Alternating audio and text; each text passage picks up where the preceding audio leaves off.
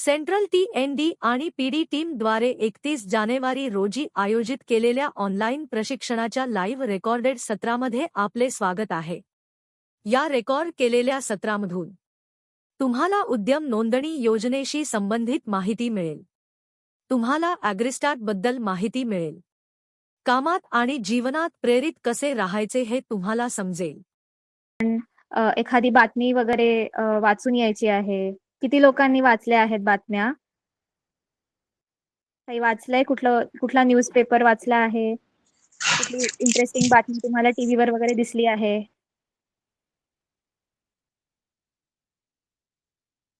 कुठल्याही स्पोर्ट्सशी संबंधित किंवा स्कीमशी संबंधित, आपल्या जगामध्ये आजूबाजूला काय घडतंय त्याच्याशी काहीतरी संबंधित असे काही आपल्याला न्यूज वगैरे आठवतीये का? आपण गेल्या आठवड्यात, 2 आठवड्यात कुठली बघितली आहे?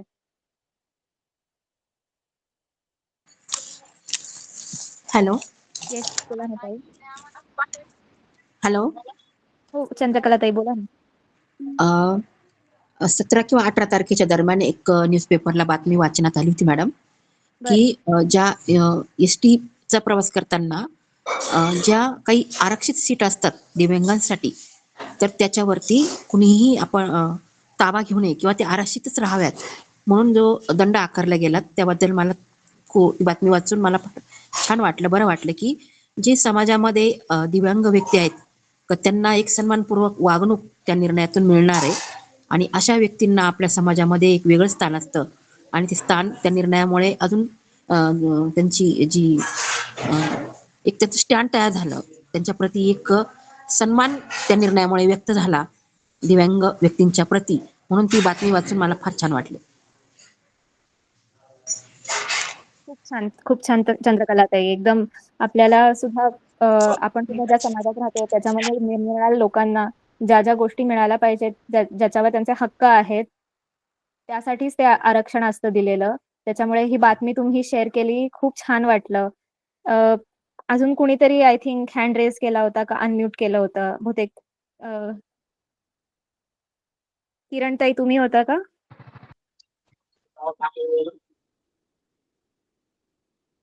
हॅलो. बरं, अजून कोणी वाचलीये काही बातमी? बोला अश्विनीताई.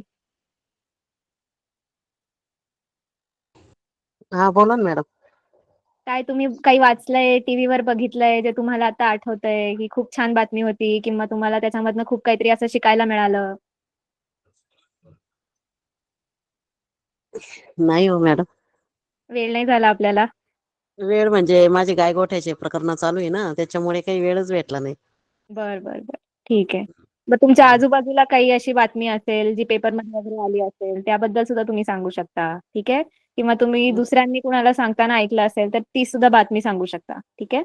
याचा आपलं या ऍक्टिव्हिटीचा उद्दिष्ट काय आहे की आपल्या आजूबाजूला ज्या घडामोडी घडत आहेत किंवा नवीन नवीन गोष्टी ज्यांचा शोध लागत आहे, त्यांच्याबद्दल आपल्याला नेहमी माहिती असणं गरजेचं आहे. कारण या प्रकल्पामधनं, आकांक्षामधनं आपण स्वतःला डेव्हलप करायचा एक विचार इथं सादर करतोय. त्याच्यामुळे स्वतःला डेव्हलप करण्यासाठी आपल्या आजूबाजूचे लोक काय करतायत हे आपल्याला माहिती असणं सुद्धा तेवढंच महत्वाचं असतं, हो की नाही? तर म्हणून हो म्हणजे बरोबर आहे. ताई ज्या म्हणतात की कोणीतरी बातमी वाचून या, आपण पुढच्या वेळेला शेअर करू, हे हम्म. आपल्यासाठी इम्पॉर्टंट असतं. ठीक आहे? हो बरोबर आहे. हो, नमस्कार मॅम. ठीक आहे. तर माझ्याकडे हो, बोला ना सविता ताई. आवाज येतोय मॅम? हो, येतोय. हा मॅडम, मी सविता दीपक शिंदे. मी चासमध्ये सिन्नर तालुक्यामध्ये, चास तालुका सिन्नर जिल्हा नाशिक. तर मॅडम आमच्या संस्थेमार्फत गट चालतात.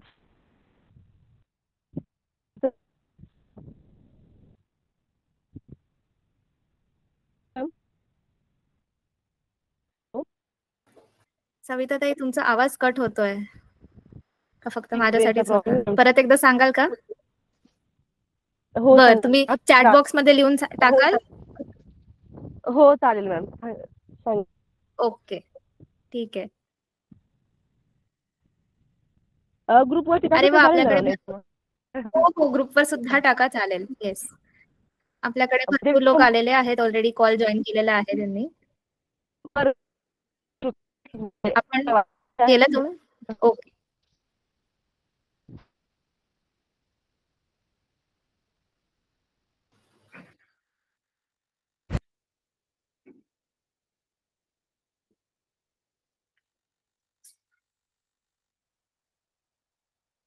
ठीक आहे. मग आपण आजच्या सत्राची सुरुवात करूयात. त्या सगळ्या या छान-छान बातम्या सांगितल्याबद्दल सगळ्यांचे खूप धन्यवाद.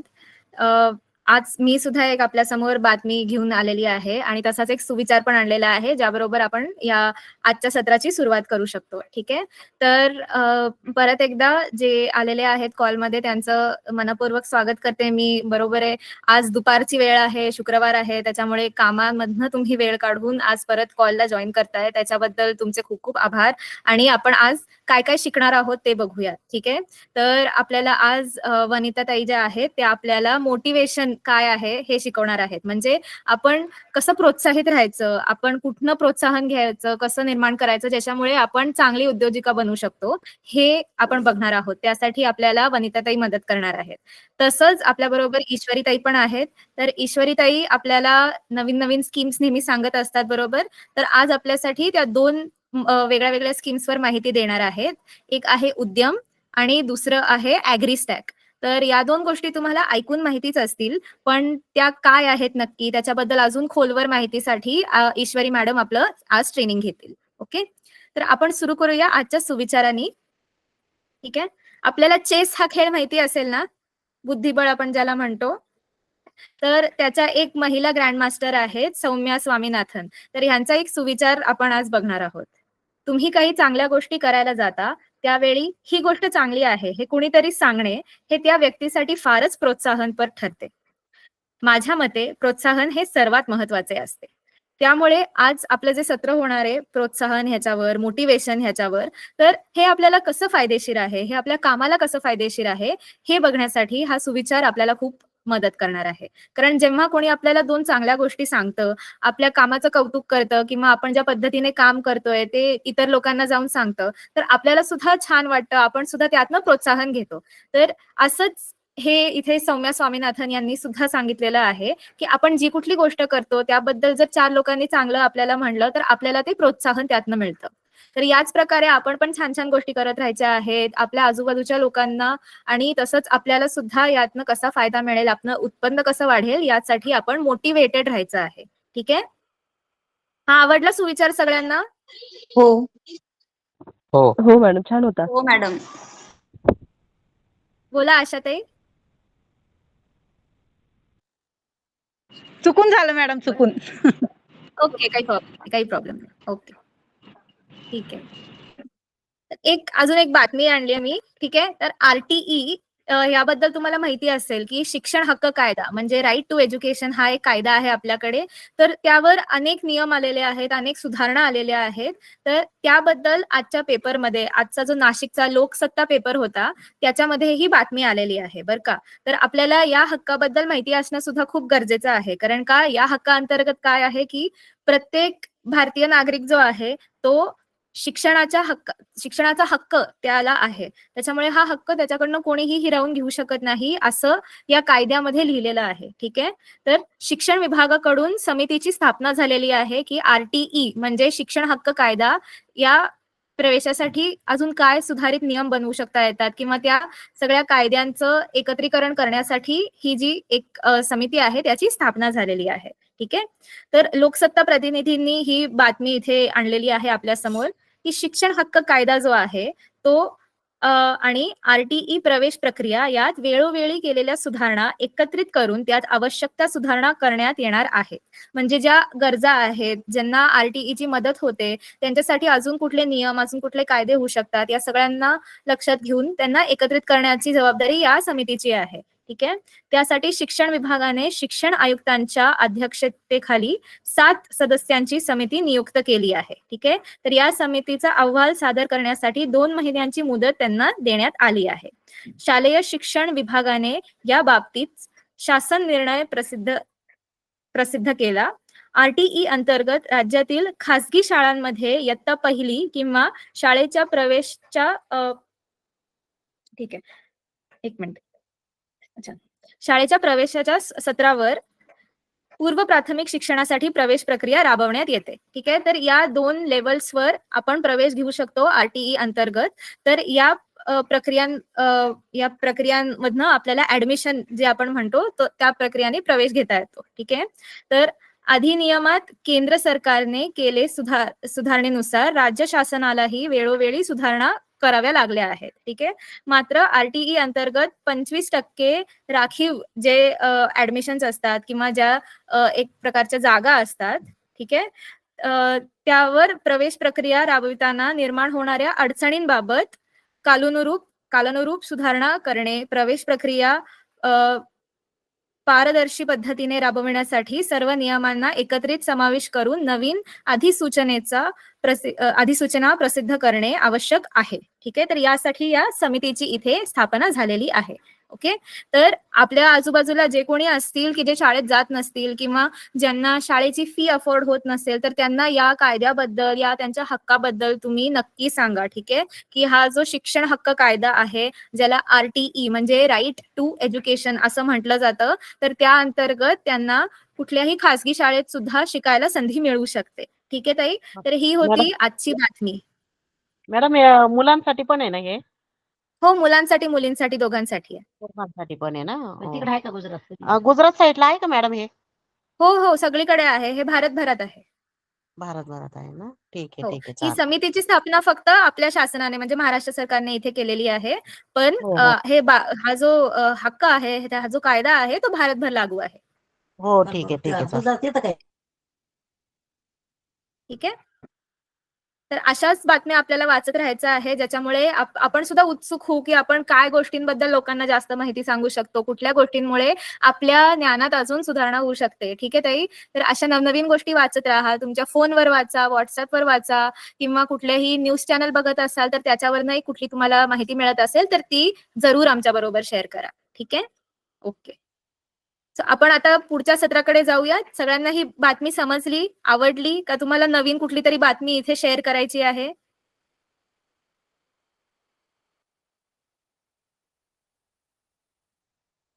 ठीक आहे. सगळ्यांनाच आवडलेली दिसतीये बातमी.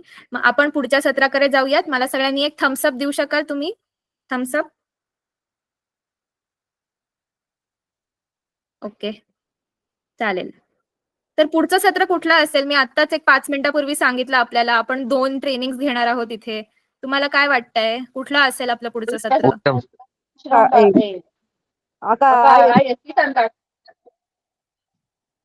किसान कार्डवर पाहिजे तुम्हाला ह्याच्या पुढचं सत्र? कारण की मॅम त्याचं ऍप्लिकेशन करायचंय तुमचा बरं. आवाज नाही येत. ठीक आहे. किसान कार्ड चालेल. आपण पुढच्या शुक्रवारचं जे सत्र होईल त्यात आपण किसान कार्ड कव्हर करू. मी म्हणलं होतं आज आपण काय कव्हर करणार होतं हे मी 5 मिनिटं आधी सांगितलं होतं. कोणीतरी उद्यम सांगितलं? उद्यम आधार कार्ड. रजिस्ट्रेशन. उद्यम आधार, उद्यम रजिस्ट्रेशन. आणि वनिताताई अजून एक सेशन घेणार आहेत, तो कुठला आहे? ऍग्रीस्टॅक आहे. हा, मोटिवेशन. बरोबर, एकदम. तर आधी ईश्वरीताई आपल्या बरोबर उद्यम रजिस्ट्रेशनचं ट्रेनिंग घेतील आणि ऍग्रीस्टॅक बद्दल माहिती देतील आणि मग आपल्याकडे वनिता ताई आहेत ज्या आपल्याला मोटिवेशनवर ट्रेनिंग देतील. ठीक आहे. ओके, चालेल. येस मी Yes, सुरू करू का? येस. सगळ्यांना सगळ्यांनी मनापासून लक्षपूर्वक खूप ऐका बरं नमस्कार. का.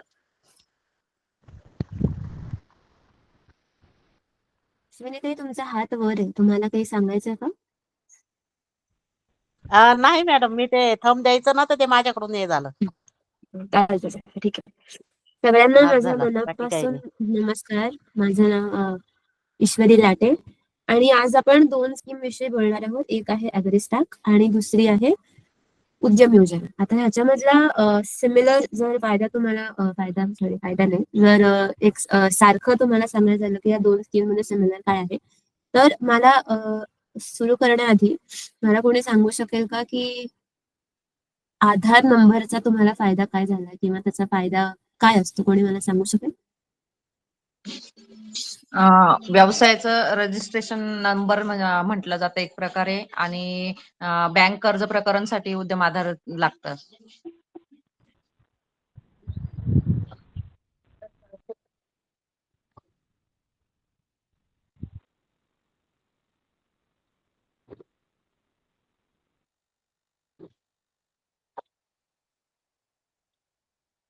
काय झालं, नेटवर्क गेलं वाटतं. नाही सर, येतोय ना आवाज. बोला ना मॅडम तुम्ही. मॅडमचाच रेंज प्रॉब्लेम ईश्वरी झाला मॅडमचं बहुतेक. नेटवर्कचा प्रॉब्लेम असेल. एक मिनिट, सॉरी. हॅलो हॅलो, ऐकू येतंय आता? हॅलो. हो हॅलो. मॅडम येतोय. हॅलो, येतंय. येतोय सॉरी, आवाज. माझं इंटरनेट गेलं. माझा कॅमेरा बंद ठेवते, म्हणजे ऍटलीस्ट तेवढं तरी वाचेल. ठीक आहे, ओके. सो हा, तर मी काय विचारत होते, मला कोणी आधार नंबरचा फायदा सांगू शकेल का, की काय फायदा असतो? आधार कार्डाचा म्हणजे आपली ओळख असते ती. आणि आधार कार्ड आपलं कुठलंही डॉक्युमेंट गव्हर्नमेंटसाठी लागू होतं. आणि अजून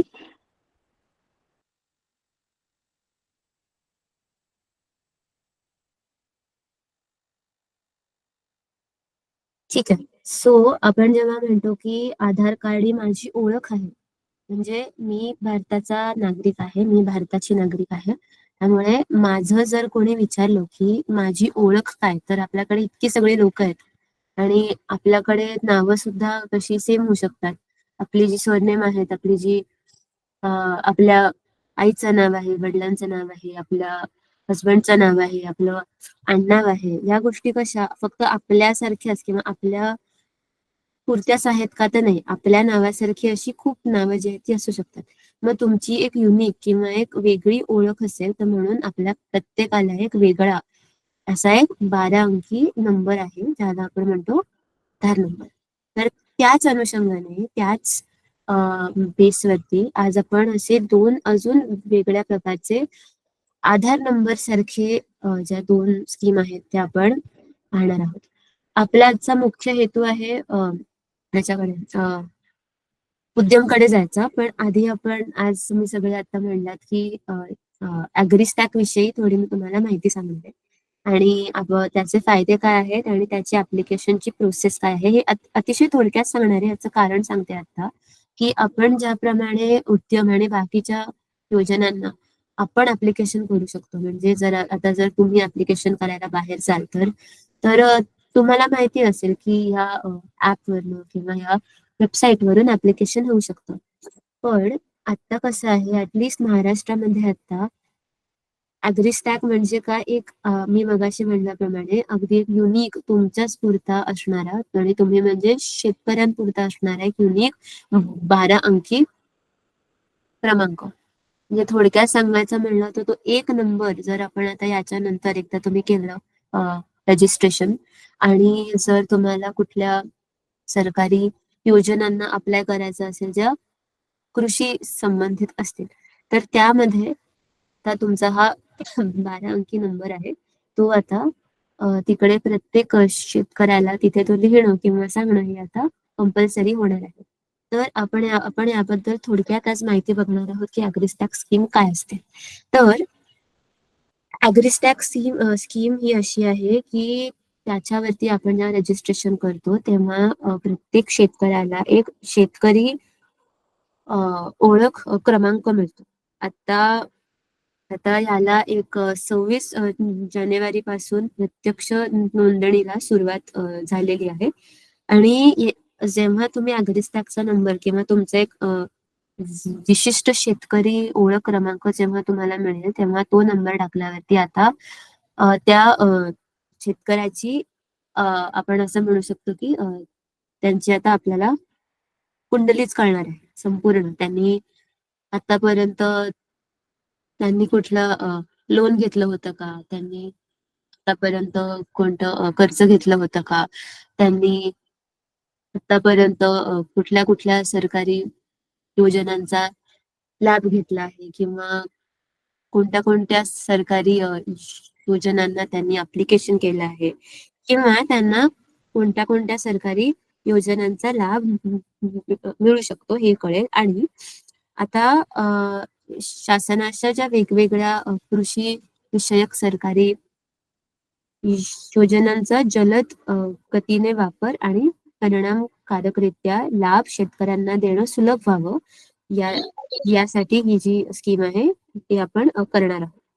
आता आपण याचे ऍप्लिकेशन अशी कुठली वेबसाईट किंवा ऍपद्वारे आता महाराष्ट्रामध्ये अजून चालू नाहीत. आता आपण ही योजना फक्त आपल्या जवळचं जे CSCचं जे सेंटर असतं त्यामध्ये आपण जाऊन ह्याचं ऍप्लिकेशन करू शकतो.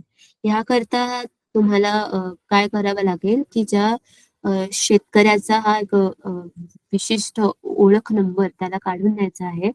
आपल्याला त्यांना सोबत घेऊन सीएससी सेंटरमध्ये जायचं आहे आणि ते सोबत येऊ शकले तर उत्तम, नाही येऊ शकले तर तुम्हाला त्यांच्याकडनं त्यांचा आधार क्रमांक, त्यांचा 7/12 आणि त्यांचा 8 या 3 गोष्टी, ही 3 डॉक्युमेंट्स तुम्हाला त्यांच्याकडनं लागणार आहेत. आणि मी का म्हणलं की आपल्याला शेतकऱ्यांना सोबत घेऊन जायचं असतं, कारण आपण जर तुम्ही याच्या आधी जर कोणतं रजिस्ट्रेशन केलं असेल तर त्याकरता एक महत्वाचा क्रायटेरिया असतो की सगळे आपण जेव्हा माहिती भरतो फॉर्म मध्ये आणि जेव्हा ते फायनल स्टेज येते तेव्हा त्या शेतकऱ्याच्या फोन नंबरवरती एक ओटीपी जातो, तर तो ओटीपी आपल्याला तिकडे लागतो. आपण ओटीपी जेव्हा भरतो त्यानंतर तो फॉर्म आहे तो सबमिट होतो आणि त्यांना त्यांचं जे फायनल नंबर आहे तो तो त्यांना कळतो किंवा त्याचं जे आपल्याकडे जे हे आहे कागदपत्र आहे ते आपल्याला डाउनलोड करता येतं. सो आता या क्षणाला आपण ह्याच्याविषयी खोलवर बघत नाहीये का, कारण शेतकऱ्याला स्वतः आता ह्या स्कीमला अप्लाय करता येत नाहीये. आपल्याला त्यांना सीएससी सेंटरमध्ये घेऊन जायचं म्हणून आपल्याला फक्त ही माहिती असणं आवश्यक आहे की त्यांना सीएससी सेंटरमध्ये घेऊन जेव्हा जाऊ तेव्हा त्यांची कुठली हे सोबत पाहिजे, कागदपत्र सोबत पाहिजे. तर ही एक थोडक्यात माहिती झाली आत्ताचा जे आपण म्हणलं किसान आयडी किंवा रिस्टॅकच्या फार्मर रजिस्ट्रेशन बद्दल. ह्याविषयी सगळ्यांना सगळं क्लिअर आहे. मी आता माहिती मुद्दामून थोडी सांगते कारण अजून आपण एक प्रत्यक्ष शेतकरी ऍप्लिकेशन स्वतः करू शकत नाहीये महाराष्ट्रामध्ये. त्या क्षणी ते ऍप्लिकेशन सुरू होईल मग आपण त्याविषयीचं जे पण काही कुठचं फुल फ्लेज ट्रेनिंग आहे ते आपण घेऊया. आतापर्यंत सगळ्यांना सगळ्या गोष्टी समजल्या? कोणाला काही शंका, कोणाला काही प्रश्न?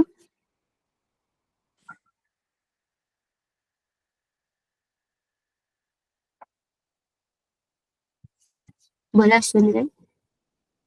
हा मॅडम, ते तुम्ही किसान म्हणजे याचं सांगितलं ऍग्रीस्टॅकचं, पण ऍप्लिकेशन करायला ते ट्रेनिंग नाही ना आलेली, कसं म्हणजे कसं भरायचंय, काय कुठून डाउनलोड करायचं? मी तेच सांगितलं आता आपण किंवा कुठलाही शेतकरी किंवा आपले एचडी सुद्धा आता आपण ऍप्लिकेशन करू शकत नाही. आत्ताची ऍप्लिकेशन जी आहेत महाराष्ट्रामध्ये ही फक्त सीएससी सेंटर थ्रूच होत आहेत. म्हणजे तुम्हाला त्यांना घेऊन जायचं. हॅलो मॅडम, त्याला थंब लागतो, थंब घेता त्याला. हो म्हणून ते म्हणलं तुमच्याकडे तो जर शेतकरी सोबत असेल तर शेतकऱ्याला तुम्हाला सोबत तिथे घेऊन जावं लागेल, आयदर थंब, अदरवाईज तो त्याच्या फोन नंबर वरती ओटीपी सुद्धा येतो. मला असं विचारायचं होतं मॅम की आपल्या पोर्टल मध्ये अजून हा आलेला नाही, म्हणजे प्रोजेक्ट आलाय आपल्याला, पण मग त्याचं ट्रेनिंग बस नाही केलेलं अजून आपण, पण मग आपण समोरच्यांना काय सांगायचं असं होऊन जातं ना.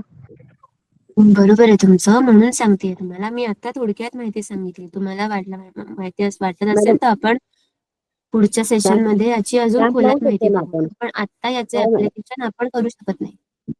मॅडम, कॅम्प लावू शकतो ना आपण? कॅम्प लावू शकतो सर, पण आता प्रत्येक सरांना पण त्याची ट्रेनिंग बसेस माहिती नाहीये, कसं ओपन करायचंय, कुठे माहिती भरायची काय वगैरे. मी तेच सांगते ताई. आता हे बघा, ऍग्रीस्टॅकचं जर तुम्ही पोर्टल बघितलं तर त्याच्यामध्ये फक्त ज्यांच्याकडे सीएससीचा लॉग इन नंबर असतो, ऑपरेटर आयडी म्हणतात त्याला, आता फक्त प्रॉब्लेम येतोय सर, बरं का, सर्व्हर डाऊन होतोय ना, सर्व्हरचा पण इश्यू आहे, त्यांना पण प्रॉब्लेम येतोय, होत नाहीये लवकर. बरोबर आहे तुमचं, पण आता आपण आपल्या ह्याच्याद्वारे हकदर्शकच्या द्वारे आता कसं आपण आपण त्या ऍग्रीस्टॅकचं आता आपल्या ऍप मध्ये स्क्रीनिंग करू शकतो, कारण ती स्कीम आपल्या ऍप मध्ये हे आहे, ती मॅप आहे ऑलरेडी. पण जी ऍप्लिकेशन प्रोसेस आहे तर ती आपल्याला फार्मर्सला, शेतकऱ्यांना आत्ताच्या क्षणाला म्हणते, आता फक्त सीएससी सेंटर मध्ये जाऊनच करता येते. आता आपण एका ऍप किंवा ह्याच्याद्वारे साईटद्वारे ऍप्लिकेशन होऊ शकत नाही, आता बंद आहे अजून ते. ऐका ना मॅम, आपल्या इकडे जी योजना येते ना त्याचं एचडी ना वगैरे ना पहिले ट्रेनिंग भेटलं पाहिजे आणि मग आपण समोरच्याला सांगू शकतो. कारण की नाही, कसं आहे आता बरोबर आहे मला तुमचं. त्या दिवशी माझ्या बरोबर आहे मुलांनी तुमचं. पण नाही, कार्ड बरोबर आहे. आपण वाटलंच तर याच्याविषयी ट्रेनिंग अरेंज काढायचं करूया पुढच्या आठवड्यामध्ये. असं. कारण की मग आहे ना प्रॉब्लेम येतो मॅडम आपल्याला साठी करायला वगैरे. आता आम्हाला आहे ना उद्यम शॉपॅकला मला अजून जमत नाही. शॉपॅक आपण स्वतः कसे काढू शकतो. तर उद्यम तर मी कशी तरी शिकलीये. पण माझ्या फोनला पण ते करोस्तव ना परत लिफ्ट होऊन जातं. परत बॅक होऊन जातं ते करता करता. ओके. खऱ्या त्याचे प्रोसेस सर्व्हरला प्रॉब्लेम असू शकतो मॅडम. सर्व्हर प्रॉब्लेम आहे ना मग त्याच्यामुळे पूर्ण बॅक जातं आणि परत आहे ना माझे 2 असे गहाळ झाले डॉक्युमेंट. तर ते आता परत करते झालेले दाखवतात ते म्हणजे दिसतच सर्व्हरचा पण नाही. प्रॉब्लेम असू शकतो ना. असू शकतो. मोबाईलचा प्रॉब्लेम नाहीये पण आहे ना ते गहाळ झाले परत आणायचे कसे आपण? अच्छा ताई, तुमचं उद्यम नाही भेटते का तुम्हाला? म्हणजे उद्यम मी डाउनलोड ना नाही होते मॅडम का? तर ते ना गहाळ होऊन गेले. सबमिट करायच्या आधी गहाळ होऊन गेले ते. सबमिट फायनल OTP साठी. तर मग ते परत पहिल्यापासून प्रोसेस टाकून तर त्याला ऑलरेडी बरं, मला झालेलं दाखवतंय. मला आहे ना त्यांचा मोबाईल नंबर आणि आधार नंबर पाठवाल, मी ट्राय करून बघेन.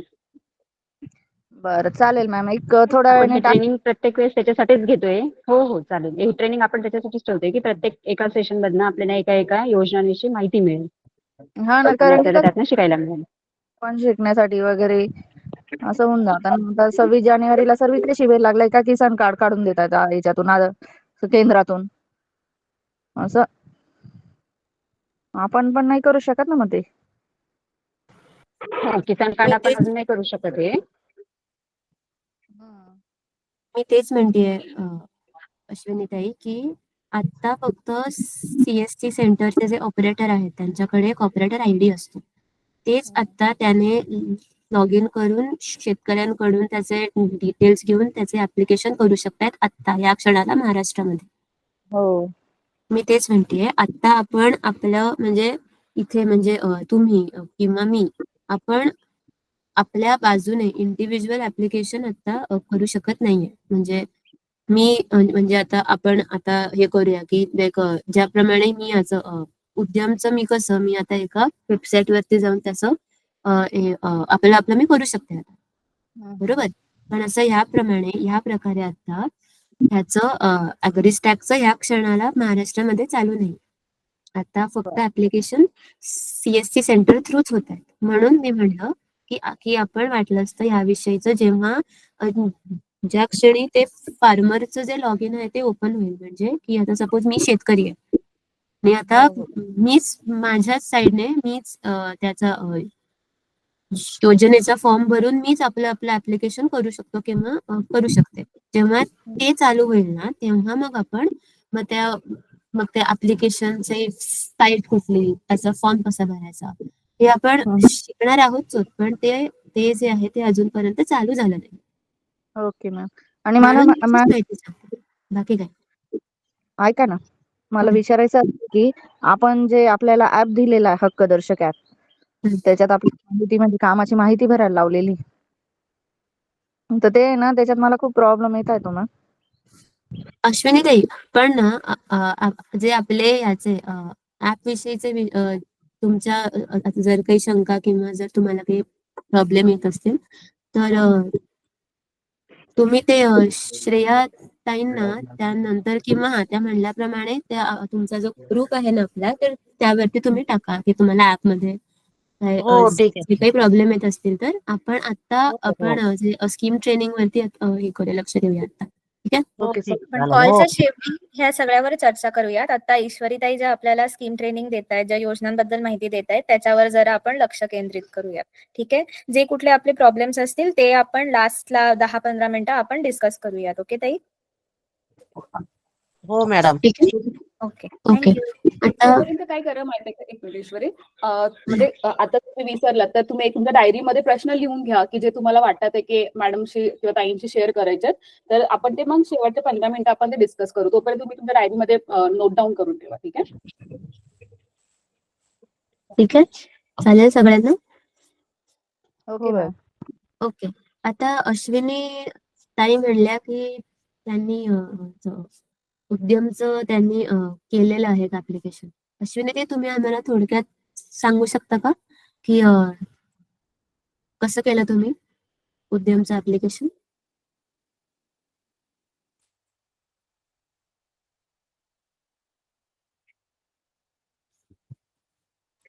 अश्विनी ताई?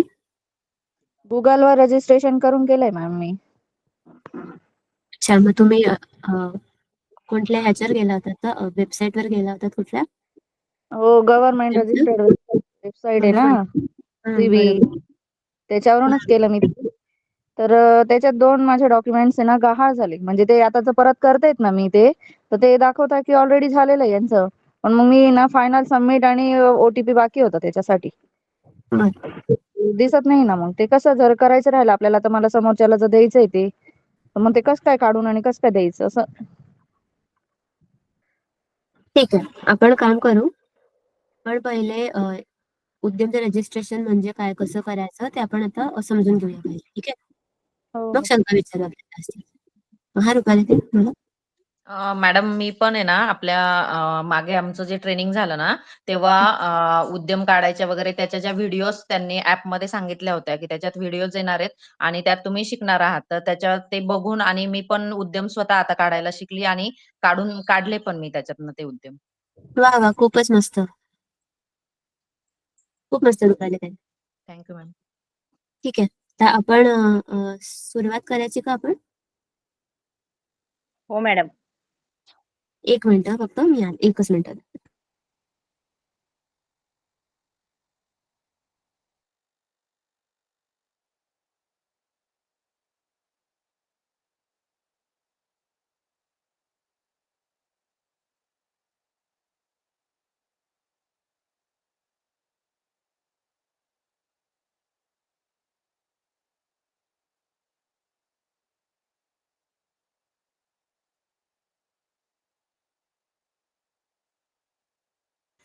ओके, चला सुरू करू. उद्यम रजिस्ट्रेशन. आता उद्यम म्हणजे मी मगाशी सांगितल्याप्रमाणे हे सुद्धा आपलं एक आधार नंबर सारखंच आहे. फक्त ह्याच्यामध्ये फरक काय की हे आपलं व्यवसायाचं आधार कार्ड आहे. सगळ्यांना स्क्रीन दिसते माझी बरोबर? स्क्रीन दिसते सगळ्यांना?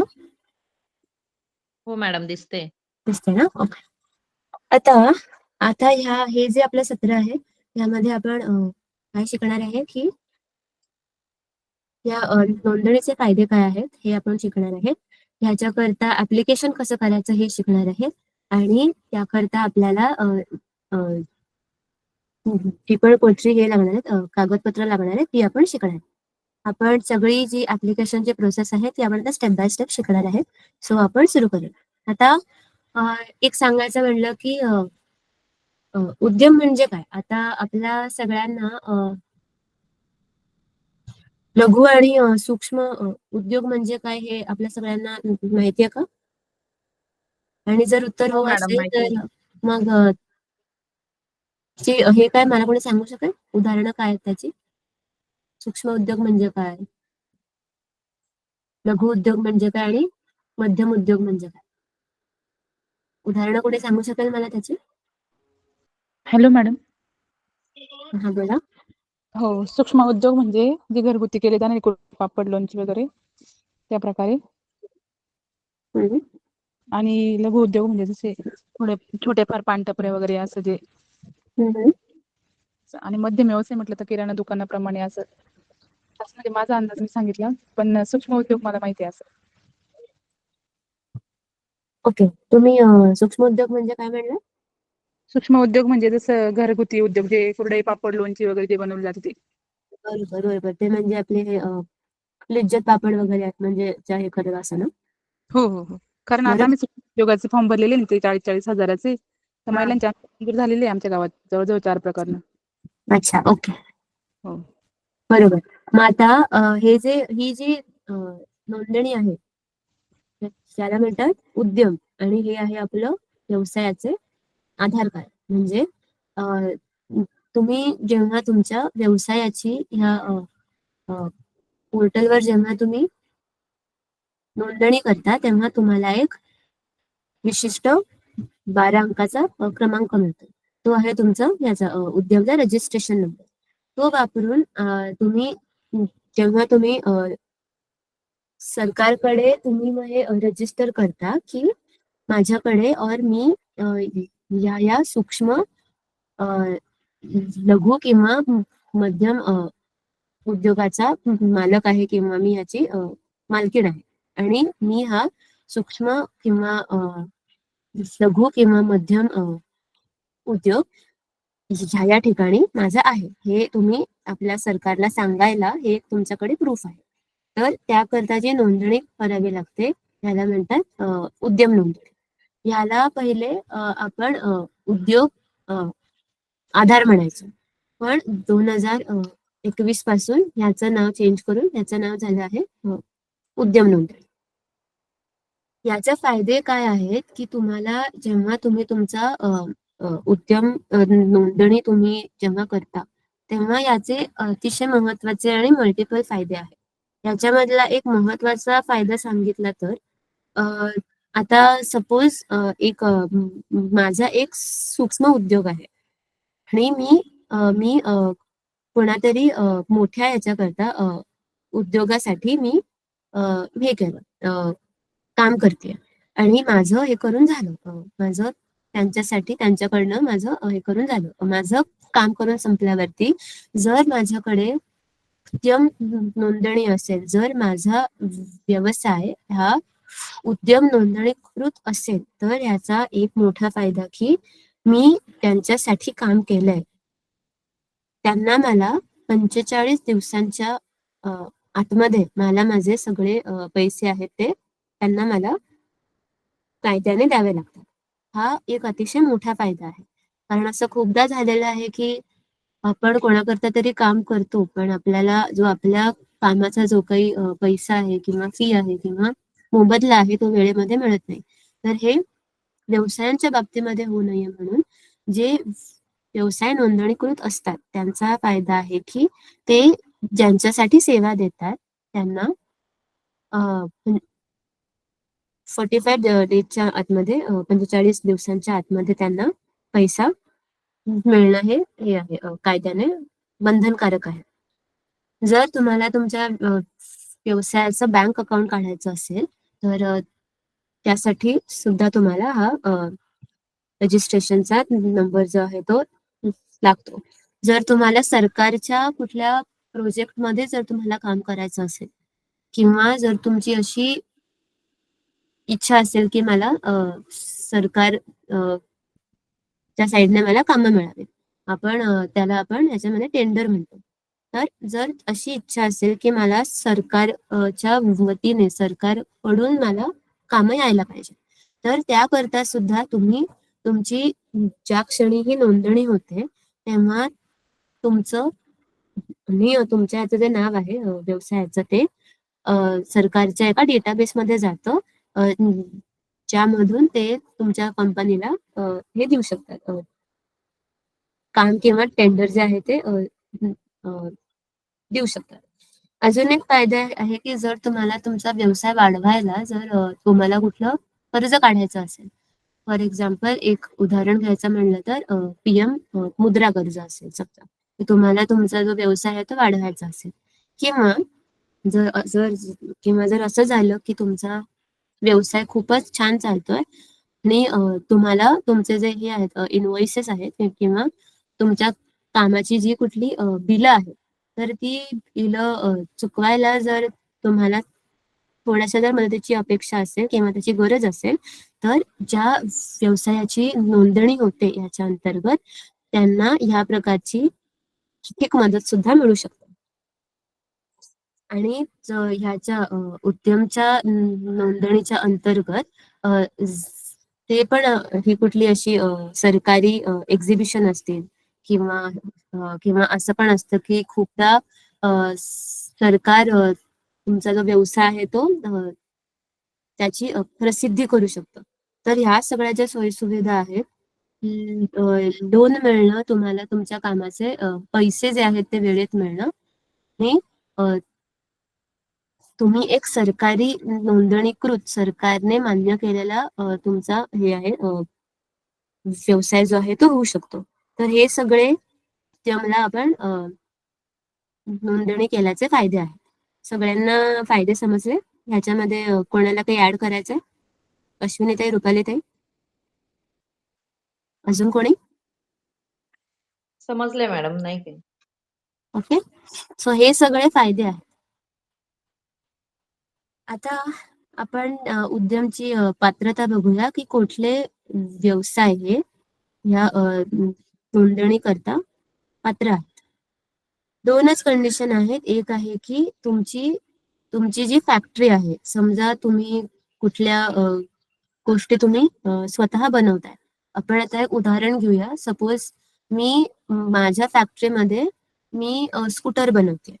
जस्ट एक एक्झाम्पल घेऊया. तर माझी जी फॅक्टरी आहे आणि माझ्या फॅक्टरीमध्ये मला जी यंत्रसामग्री मी वापरते, तर त्यामधली जी गुंतवणूक आहे ती 50 कोटी रुपयांपेक्षा कमी असली पाहिजे आणि माझ्या व्यवसायाची वार्षिक जी आहे उलाढाल आहे ती 250 कोटीपेक्षा कमी असली पाहिजे. तर ह्या दोन जर कंडिशन सॅटिस्फाय होत असतील तर तुमची इथे उद्यमच्या याच्यामध्ये नोंदणीमध्ये तुम्ही तुमचं हे करण्यामध्ये तुमच्या व्यवसायाची नोंदणी करण्याला तुम्ही पात्र आहात.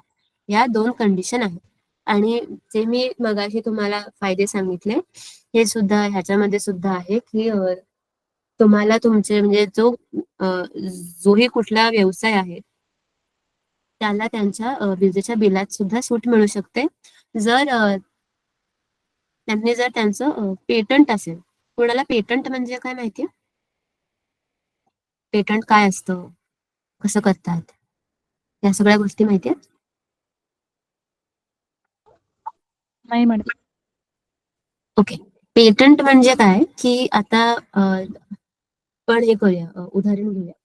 तर मी माझ्या फॅक्टरीमध्ये मी स्कूटर हे करते, बनवते. आता मी एक अशा प्रकारची स्कूटर बनवली की जी रस्त्यावर पण चालते आणि हे आलं एक असा मोठा खड्डा आला तर ती उडते, उडून परत रस्त्यावर चालायला लागते. खड्डा आला की परत उडते. तर हे जे आहे हे तर फक्त कोणाकडे आहे? माझ्याचकडे आहे, बाकीच्या कोणाकडे तर नाहीये. ओके, कारण की हे मी आणले मार्केटमध्ये, कारण की हे मी शोधलंय. कारण की ह्याच्यामधलं जे संशोधन आहे आणि त्या संशोधनातनं हे जे प्रॉडक्ट जे आहे ते मी बनवले. तर हे माझं आहे आणि माझ्या संमतीशिवाय किंवा मला त्याचं म्हणजे मला हिस्सा न दिल्याशिवाय माझी ही कल्पना किंवा माझी टेक्नॉलॉजी ही बाकीचं कोणीही वापरू शकत नाही. ह्याला तर म्हणजे हे होण्याकरता मी जे एक ऍप्लिकेशन करते त्याला म्हणतात पेटंट. म्हणजे तुम्हाला पेटंट हे सांगतं की सपोज माझ्याकडे ह्या उडणाऱ्या स्कूटरचं पेटंट आहे. म्हणजे काय की ही फक्त मीच बनवू शकते किंवा माझ्या संमतीशिवाय हे बाकीचं कोणीही बनवू शकत नाही किंवा वापरू शकत नाही. हे फक्त मी वापरते कारण हे मी शोधलंय. तर त्यावरती तुमचा जे मालकी हक्क जे हे सांगतं, कागदपत्र सांगतं, त्याला म्हणतात पेटंट. तर त्यासाठी जर तुमच्याकडे किंवा त्या उद्योगाकडे जर कुठली अशा नवीन याचं प्रकारचं हे असेल, तंत्रज्ञान आलं असेल तर त्याच्याकरता त्यांना शासनाकडून 50% जे आहे अनुदान आहे ते मिळू शकतं. तर हे याचे थोडे फायदे आहेत. आता मगाशी आपल्याला ताई म्हणाल्या की ह्याच्यामध्ये कुठले कुठले हे आहेत व्यवसाय ते समाविष्ट आहे. आता उद्यम मध्ये बघा काय काय समाविष्ट आहे. त्याच्यामध्ये अंडी आणि दुधाच्या दुधाची हे आहेत उत्पादनं आहेत. ह्याच्यामध्ये जे आपण याला हे म्हणतो बेकरीचे प्रोडक्ट्स म्हणतो हे समाविष्ट आहेत. पिठाच्या गिरण्या समाविष्ट आहेत. कागद किंवा कपडे किंवा ह्या सगळ्याचं जे हे आहे उत्पादन आहे हे सुद्धा आहे समाविष्ट. सर्व प्रकारच्या यंत्रसामग्री ह्या सुद्धा आहे समाविष्ट. जर कोणी फर्निचर तयार करत असेल तर हे सुद्धा समाविष्ट आहे. जर ते आपण हे बनवतो क्रीडा साहित्य ह्याचं जर कोणी ते बनवत असेल तर हे सुद्धा आहे समाविष्ट. व्यायामशाळा म्हणजे आपण त्याला जिम म्हणतो, तर त्याचे जे पण कुठलं मॅन्युफॅक्चरिंग आहे त्याच्या उपकरणांचं हे सुद्धा याच्यामध्ये समाविष्ट आहे. इमारतीच्या बांधकामाचं जे साहित्य आहे ते सुद्धा ह्याच्यामध्ये समाविष्ट आहे. स्कूटर किंवा मोटरसायकल किंवा ते बनवण्याकरता जे पार्ट लागतात ते सुद्धा ह्याच्यामध्ये समाविष्ट आहेत.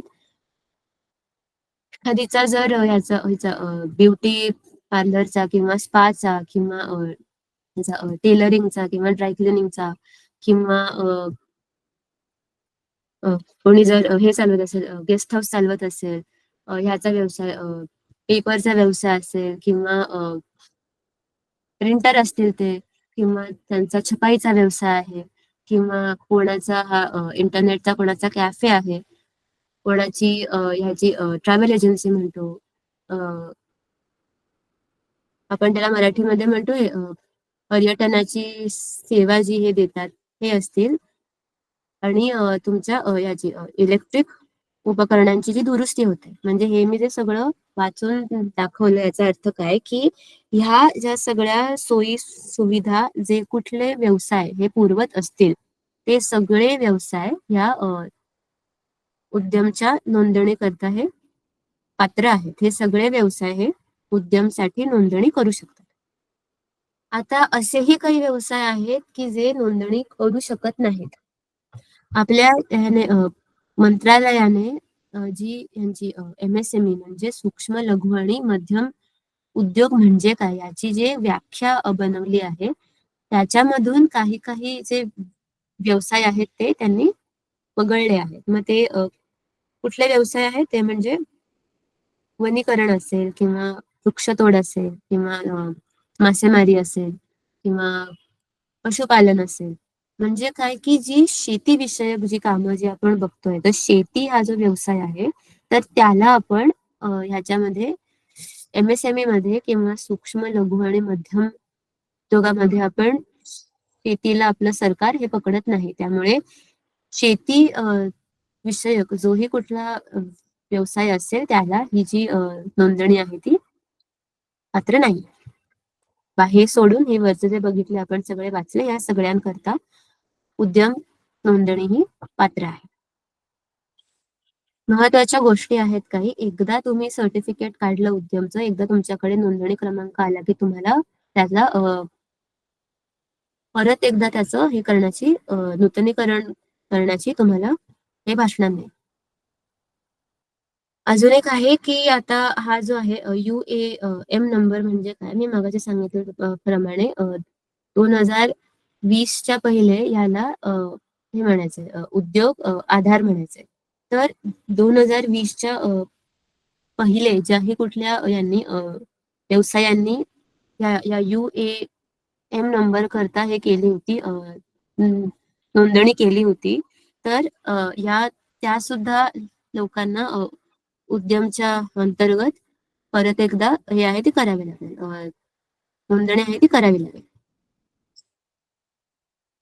सगळ्या कोणत्याही एंटरप्राइजने किंवा कोणत्याही व्यवसायाने एकापेक्षा जास्त याची व्यवसायाची नोंदणी ही दाखल करता येत नाही.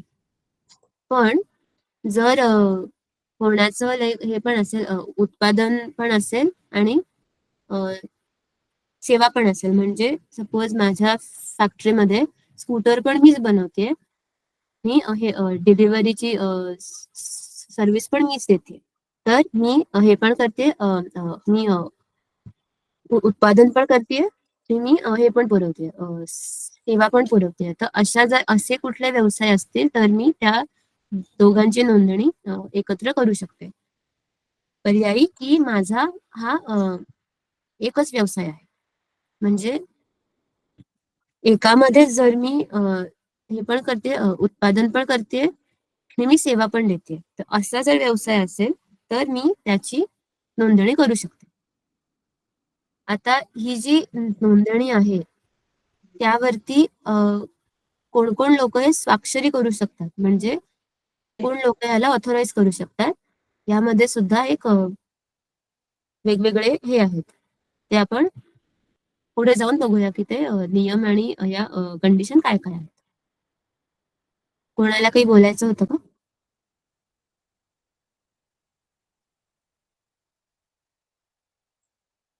नाही, ठीक आहे.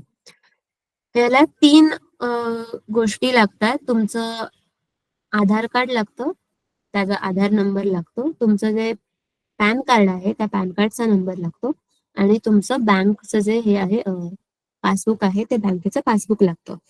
एक कंडिशन अजून आहे की तुमचा फोन नंबर तुमच्या आधार नंबरला लिंक पाहिजे, कारण त्याच्यावरती आपल्याला ऍप्लिकेशन करताना बघू की त्याच्यावरती ओटीपी येतो रजिस्ट्रेशनला. त्यामुळे फोन नंबर आधार कार्डाशी लिंक पाहिजे. थोडक्यामध्ये एक ऍप्लिकेशन प्रोसेस बघून आपण त्यानंतर खोलात जाऊया. ही जी वेबसाईट दिसते उद्यम registration.gov.in याच्यावरती जाऊन आपण ह्याचा फॉर्म आहे तो भरू शकतो इथे जाऊन.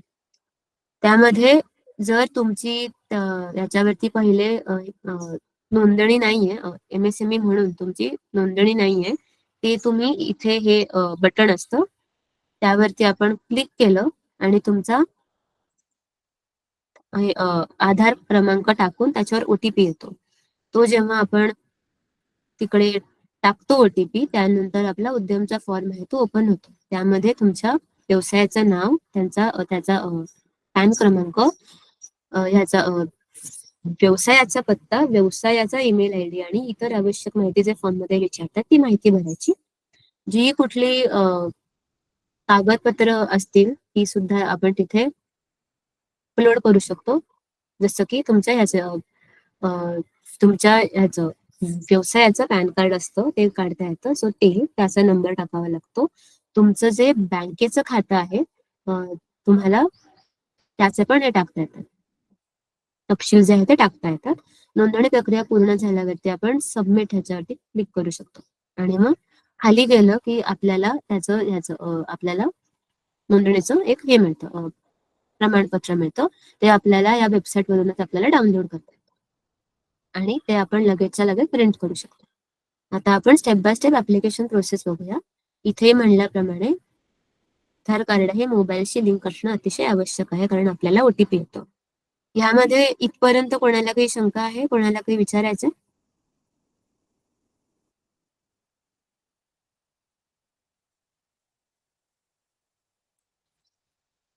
नाही, ठीक आहे. आता आपण स्टेप बाय स्टेप बघूया. हा फॉर्म भरणं अतिशय सोपं आहे. आपण आता पायरी पाहूया. ही जी वेबसाईट आहे उद्यम registration.gov.in ह्याच्यावरती क्लिक करायचं आणि नवीन उद्योजकांसाठीचे अद्याप MSME म्हणून नोंदणीकृत नाहीत किंवा EM2 आहेत. हे काय आहे हे काही महत्वाचं नाही आपल्याला, सो हे जाऊ दे. पण हे जे आहे बटन आहे इथे ह्यावरती क्लिक करायचं. ही जी साईट आहे ही जी साईट ओपन केली की तुम्हाला ही दिसतं, ही विंडो दिसते. हे जे बटन आहे ह्याच्यावरती क्लिक करायचं म्हणजे आपण तिथे आपली नोंदणी करायला सुरुवात करू. ह्या बटनावरती क्लिक केल्यानंतर तुमच्या समोर ही विंडो आहे ती ओपन होईल. ह्याच्यामध्ये तुमचा जो हे आहे आधार नंबर टाकायचा आणि तुमचं म्हणजे त्या ह्याचं व्यवसायाचं त्या व्यावसायिकाचं इथे नाव टाकायचं.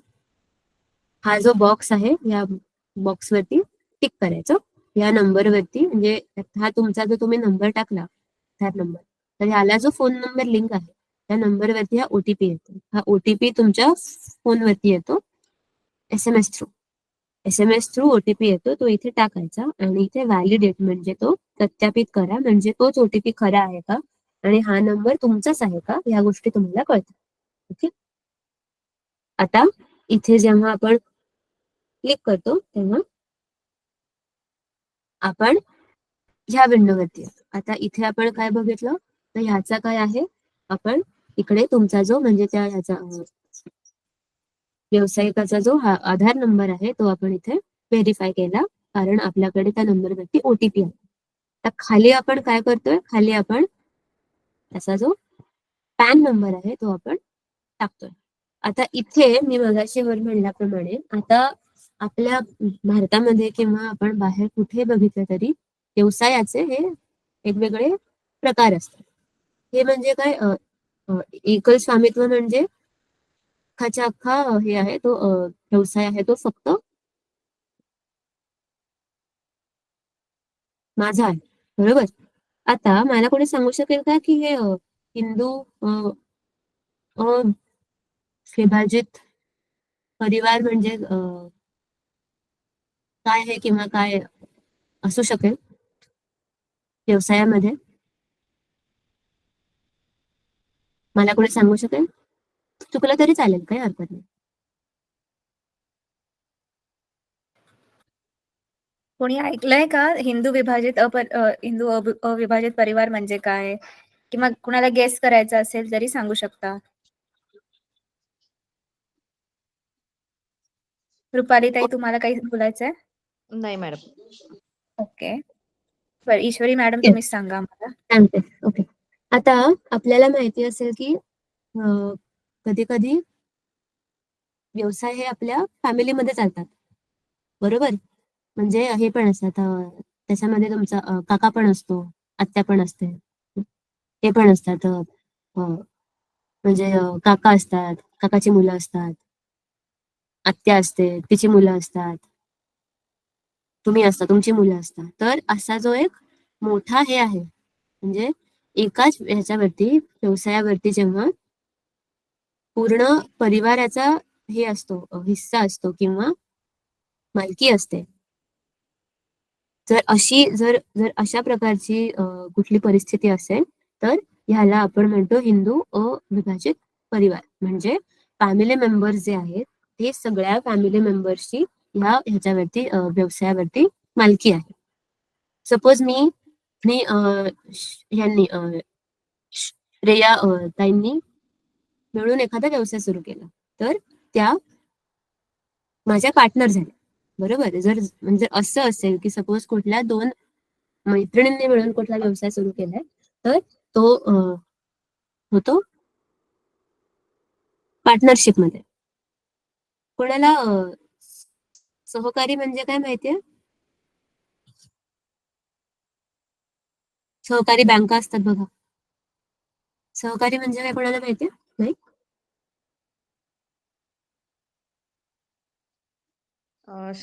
थोडक्यात शासनाचे नियम अटी लावून ज्या संस्था चालतात त्यांचं.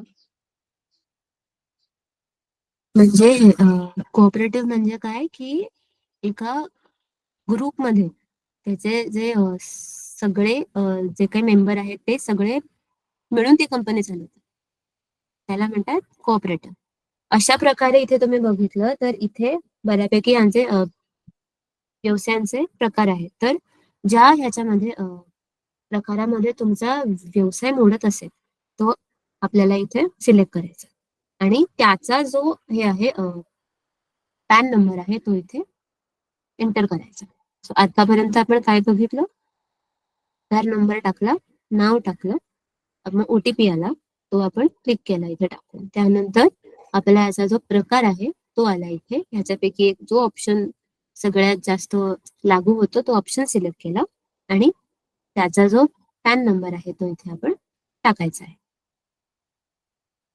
जर तुमच्याकडे पॅन कार्ड असेल आणि जर तुम्ही इन्कम टॅक्स जर तुम्ही रिटर्न भरला असेल किंवा जर तुमच्याकडे तुमचा GST चा नंबर असेल, तर तुम्ही इथे 2 ऑप्शन येतात की तुम्ही मागच्या वर्षीचा ITR भरला आहे का भरला नाहीये. हो असेल तर तुम्ही जो इन्कम टॅक्सचा रिटर्न फाईल करता त्याच्यामधली तुमची काय जी माहिती असेल ती खाली त्या फॉर्म मध्ये हे होते, आपोआपपणे भरली जाते. जर त्या व्यवसायाने IT रिटर्न भरला नसेल तर अख्खा पुढचा फॉर्म जो आहे तो आपल्याला परत एकदा मॅन्युअली भरावा लागतो. त्यामुळे जरी त्यांनी म्हणले की त्यांनी भरला नाहीये तरी हरकत नाही, हो किंवा नाही आहे ते सिलेक्ट करायचं. त्यांच्याकडे जर म्हणजे जर त्यांचा हे असेल GSTचा नंबर असेल तर आयदर हो म्हणायचं असेल तर, किंवा हे पण असतं की काही यांना लघु उद्योग जे असतात त्यांना सूट असते GST मधून. ओके, बरोबर. सगळ्यांना हे माहितीये GST म्हणजे काय माहितीये सगळ्यांना?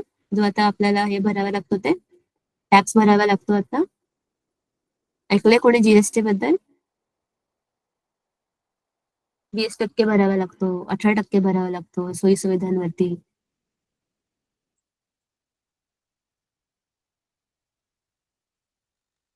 धान्यावरती किती असतो कोणाला माहितीये GST? 5% असतो ना? नाही माहित मॅडम. नाही. ओके, सो GST म्हणजे काय? ही एक आता खूप ह्याच्यात सांगते. GST म्हणजे आपल्याला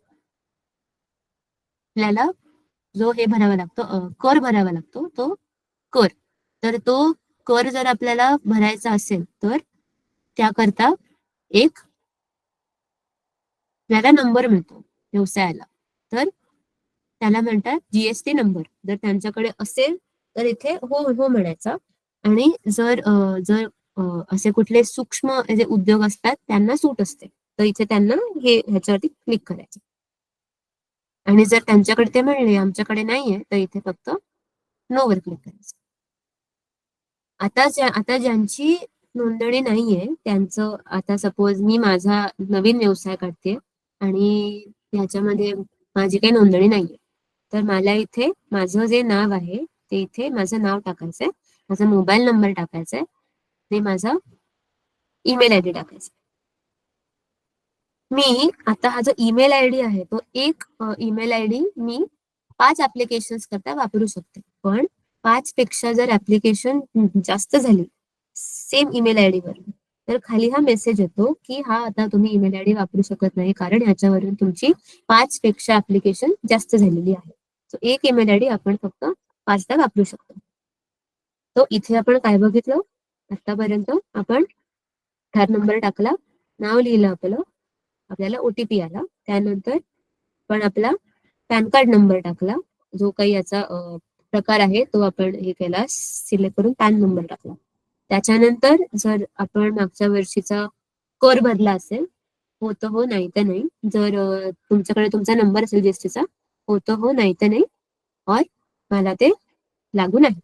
मग इथे जेव्हा मी नवीन जेव्हा मी नोंदणी करते तेव्हा इथे माझं नाव, मोबाईल नंबर आणि ईमेल आयडी. ओके, आता तुमची ही जी काही बाकीची जी माहिती आहे, फॉर एक्झाम्पल तुमची जात म्हणा किंवा सॉरी तुमची जात नाही पण तुमची कॅटेगरी कुठली आहे ती रिझर्वेशन मध्ये जर असाल और तो असेल तुमचा हे व्यावसायिक असेल तर जर ह्यापैकी ते पण कुठले ऑप्शन असतील ते, किंवा जर हे असतील तर जनरल असतील तर आपण हे सिलेक्ट करू शकतो. लिंग काय आहे तुमचं म्हणजे त्यांचं व्यावसायिकांचं ते सिलेक्ट करून ते दिव्यांग आहेत का हो किंवा नाही. आणि इथे आता त्यांच्या व्यवसायाचं नाव म्हणजे जे त्यांना त्यांचं नाव हवं आहे ऑफिशियल नाव व्यवसायाचं संपूर्ण नाव इथे लिहावं लागतं. हा बोला, कोणाला काही बोलायचं? हाय ईश्वरी, इट्स मी. किती वेळ राहिलाय आपल्याला? पुढच्या सेशनला पण जायचं आहे. सो कॅन यू टेक हे लगेच होईल. Yes, thank you. ओके, सो इथे नाव टाकायचं व्यवसायाचं. त्याच्यानंतर इथे परत एकदा जे काही तुमच्या युनिटचं नाव असेल ते ऍड करायचं. जर आता तुमच्याकडे एकापेक्षा युनिट असतील, जास्त युनिट असतील तर तुम्ही इथे ऍड मोर म्हणजे तुम्ही इथे अजून नावं टाकून ते ऍड करू शकता.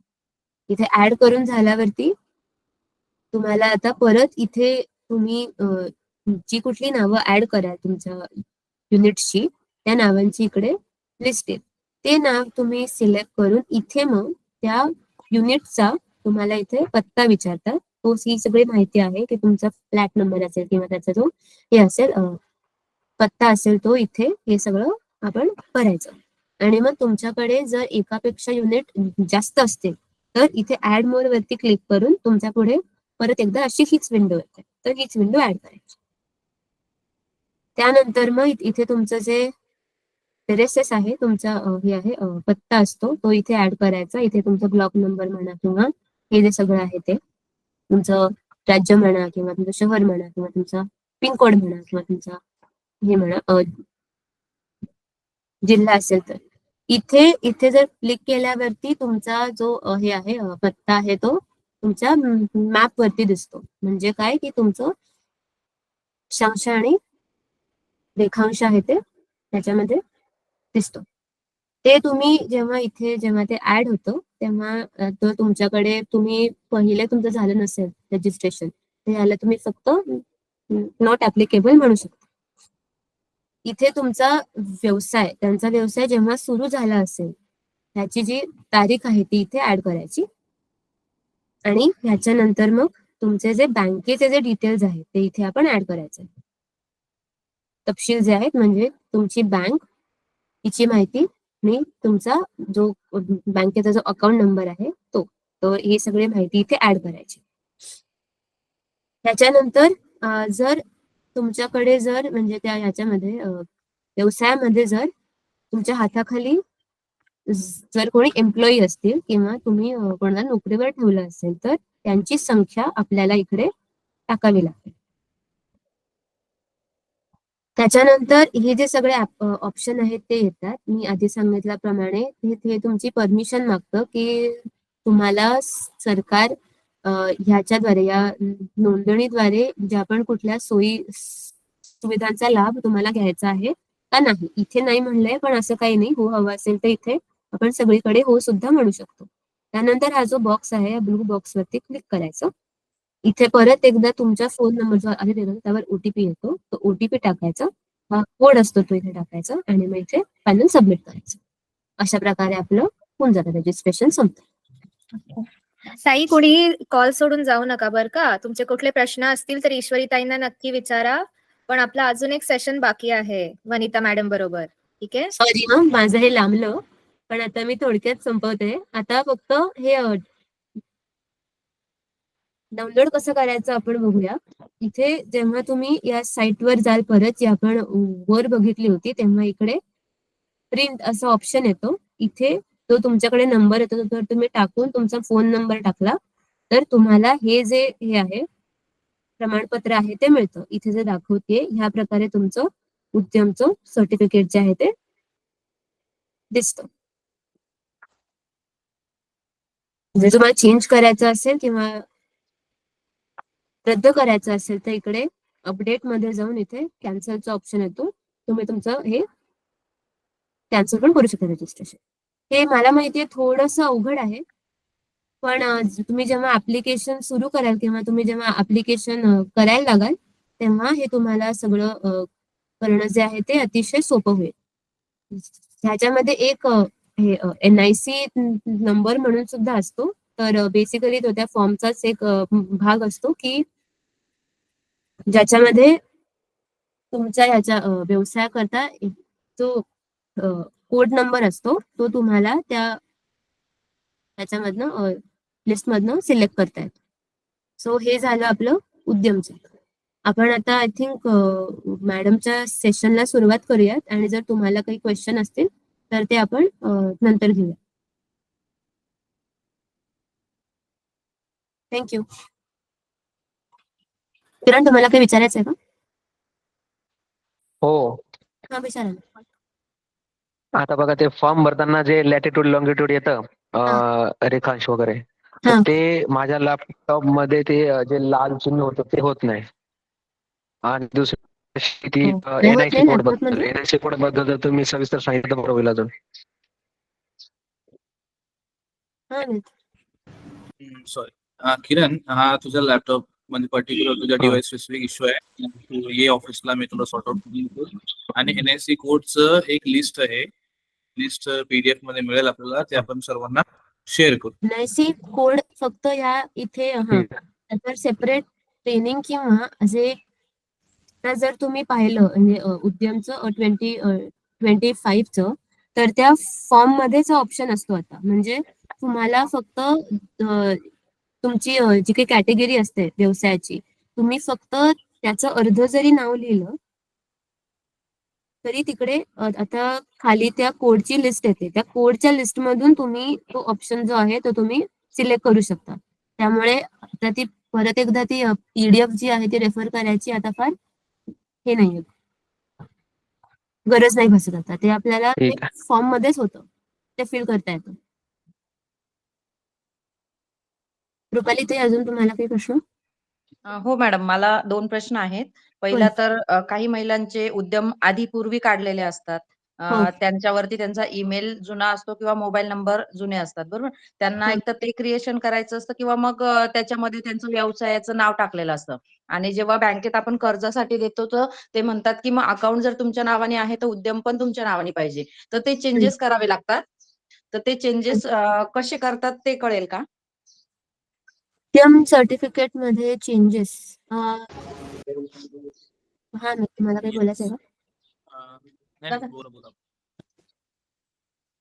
उद्यम सर्टिफिकेट मध्ये चेंजेस तिथे एडिट असा तो ऑप्शन नाहीये. त्यामुळे मी तुम्हाला ह्याच्याविषयी सांगते रुपाली ताई. सॉरी ऍड करतो.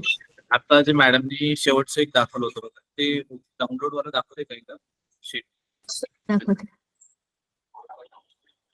लास्ट वाला एकदम क्यूट, जे आपण हो, म्हणजे नंबर टाकल्यानंतर डाउनलोड होते. हो ते त्यावरती एडिट.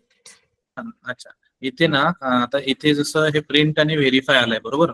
इथे उजव्या हाताला कोपऱ्याला दिसतंय बघा. ओके, इथे ओके, इथे याच्याच खाली एक ऑप्शन असतो, जो असतो की तुम्ही ते आधार कार्ड हे सॉरी उद्यम आधार जे आहे ते अपडेट करू शकता. मग त्याच्यामध्ये तुम्ही जे म्हटलं मोबाईल नंबर बदलायचं, मोबाईल नंबर बदलू शकता. त्यानंतर व्यवसायाचं नाव टाकायचं असेल तर व्यवसायाचं नाव ऍड करू शकता किंवा कमी करू शकता. NIC कोड बदलू शकता. तुमचं स्वतःचं नाव बदलायचं असेल तर ते पण बदलू शकता. फक्त ते आधार कार्ड प्रमाणे किंवा पॅन कार्ड जे आहे त्या पॅन कार्ड प्रमाणे आपल्याला ते त्यामध्ये ऍड करावं लागेल. जर तसं होत नसेल तर मग आपल्याला वेगळं काढावं लागेल. हे बघा इकडे हे आहे, तुम्ही अपडेट करू डिटेल्स. शकता इथे क्लिक केलं. हे कसं करायचं आपण पुढच्या सेशनला ते आपण बघूया आपण NIC वरती आणि ह्याच्यावरती बोलूया आपण. आणि मॅडम आणखीन एक प्रश्न होता दुसरा, की जेव्हा उद्यम काढतो आपण, तर हे आपल्याला 1.5 पानाचं उद्यम निघतं. तर आणि जेव्हा बँकेत देतो, तेव्हा ते आपल्याकडे 4 पानाचं उद्यम मागतात. तर ते 2 पानं जे एक्स्ट्राचे असतात ना, तर ते कसे काढायचे ते जमत नाही मला. तर मग त्याच्यासाठी मला परत CSC सेंटरमध्ये जाऊन त्यांच्याकडून काढून आणावं लागतंय ते. त्यामुळे CSC सेंटरवाले जेव्हा प्रिंट काढतात तेव्हा ते फक्त 2च पानाची प्रिंट काढतात का?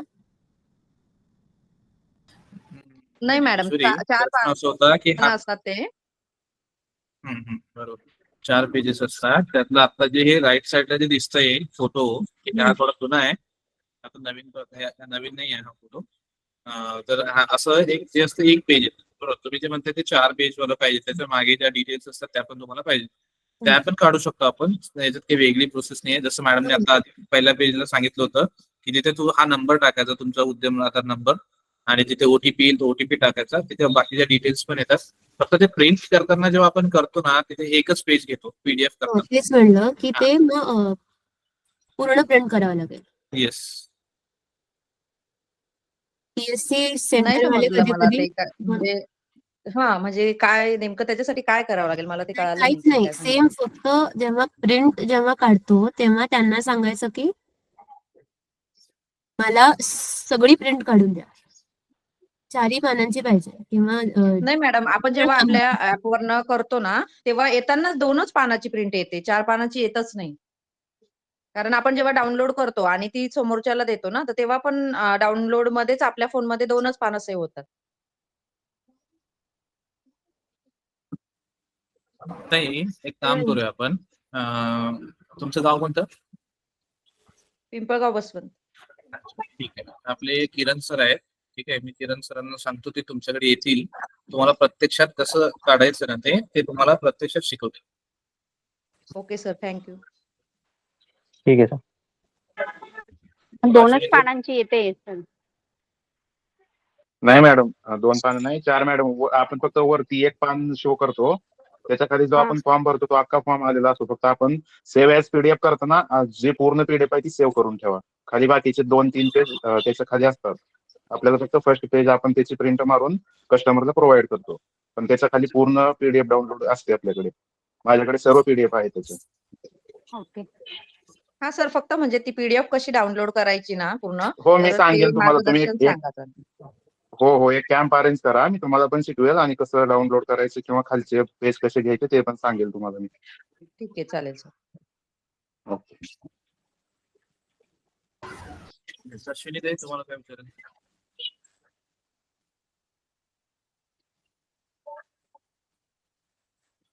हॅलो, हाय अश्विनीताई, तुम्हाला काही प्रश्न आहेत? तुमचा हात रेज आहे, हँड रेज. हो मॅम. बोला. ऐका ना, ते मला ना डॉक्युमेंट विषयी विचारायचं होतं. मी तुम्हाला मगाशी केला ना प्रश्न, की आपण जेव्हा सबमिट म्हणजे माझा एक मी काढलंय उद्यमचं, तर त्याच्यात फायनल सबमिट पर्यंत आली मी, पण तिथून ते लोड प्रोसेसिंग होत नव्हती, त्याच्यामुळे ते सर्व गहाळ झालं. जर आपल्याला जे गेलेले तर परत आणायचे असेल तर त्याच्यासाठी काय करायचंय मॅम?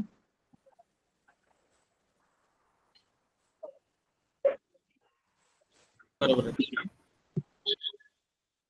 तुम्ही जेव्हा भरताय तेव्हा भरताना ना ते पेज रिफ्रेश होऊ द्यायचं नाही.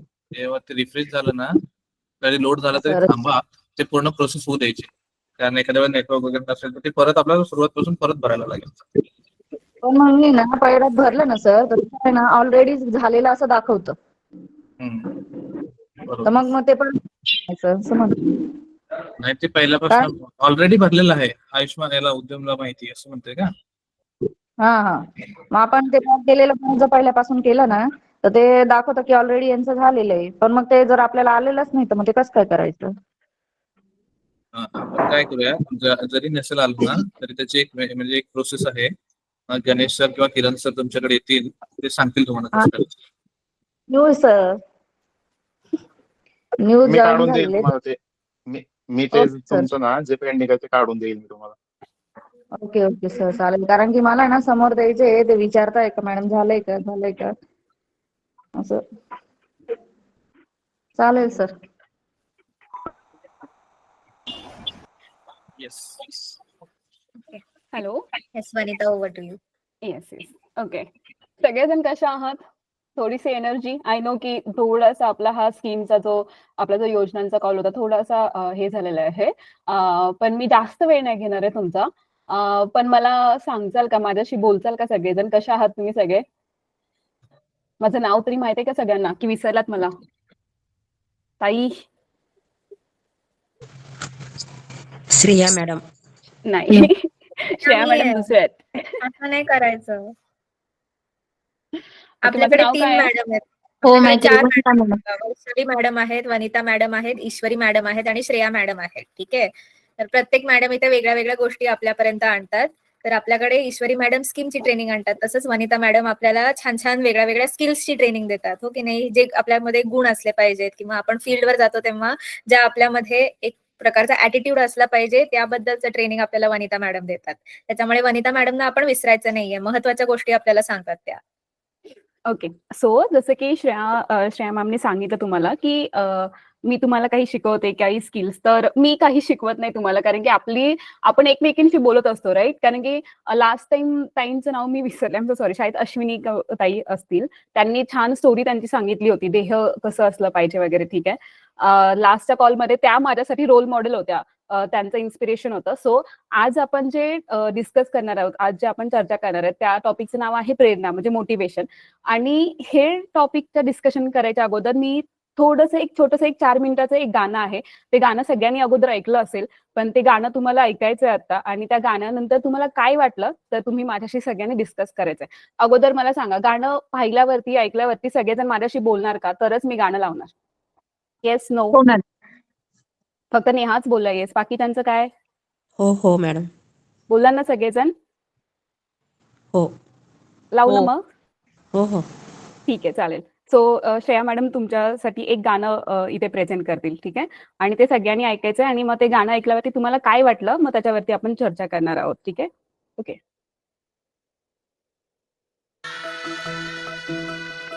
पाय फुफाटा रुतल काटा दिसल वाट तुझी झोपून आशा चालत राहा तू गाडून टाक भीती मागू नको आधार शोध तुझं तू दाड घालू नको तू साध कुणाला तुझ्या हातीर दोर जरा लागू दे जोर तुझा दिसू दे रंग जगाला होर पुढा तू सोड निराश तुझा तुला तू देर दिलास तुफान पेटू देवरी पाय फुकाटा रुतल काटा दिसल झोपून आशा चालत राहतो गाडून टाक भीती मी तुम्हाला म्हणत होता अभ्यास करा झालात ना आता सगळे नापास चालला आता शहरात शिकायला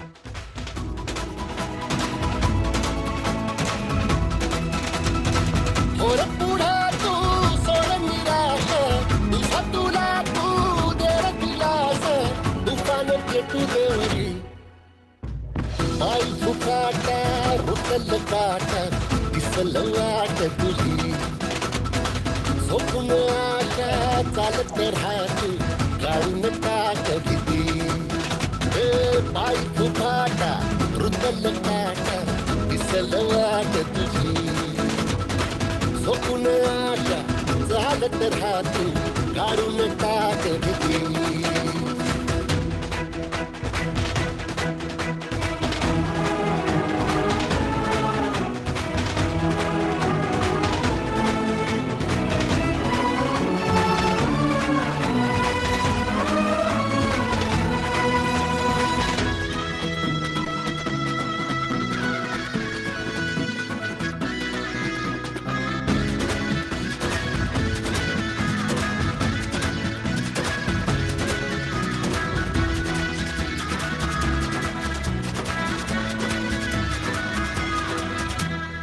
येईल ओंजळीत जग सार आपसुक सामील होती र दिशा सपान सकळला बापणीच्या खाचरीत चढू दे त्याची र नशा भिंगार पडू दे धार सरू दे उजेड पडू दे तुझा नशीब सावर गाडीत मागर दिवला बघन तुझ्या होईल दिवस तुझा उद्याचा होईल दिवस तुझा मागू नको आधार शोध तुझं तू दाड घालू नको तू साध कुणाला तुझ्या हातीर दोर जरा लागू दे जोर तुझा दिसू दे रंग जगाला होर पुढा तू सोड निराश तुझा तुला तू देर दिलास तुफान पेटू देवरी पाय फुफाटा रुतल काटा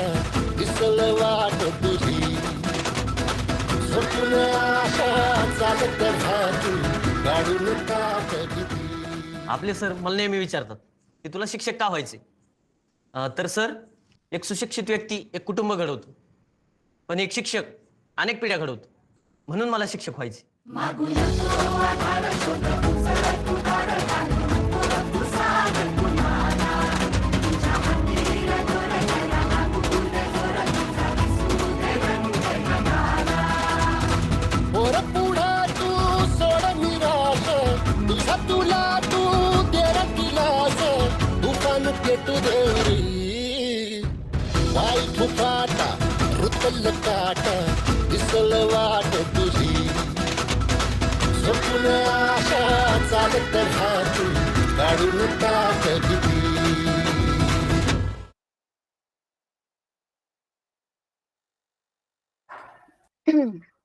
सो आवडलं का सॉन्ग सगळ्यांना? कसं वाटलं हे गाणं? नाही, आता माईक अनम्यूट करून बोलाय, तर तुमचा माईक हे करा, अनम्यूट करा आणि बोला माझ्याशी. कसं वाटलं सॉन्ग?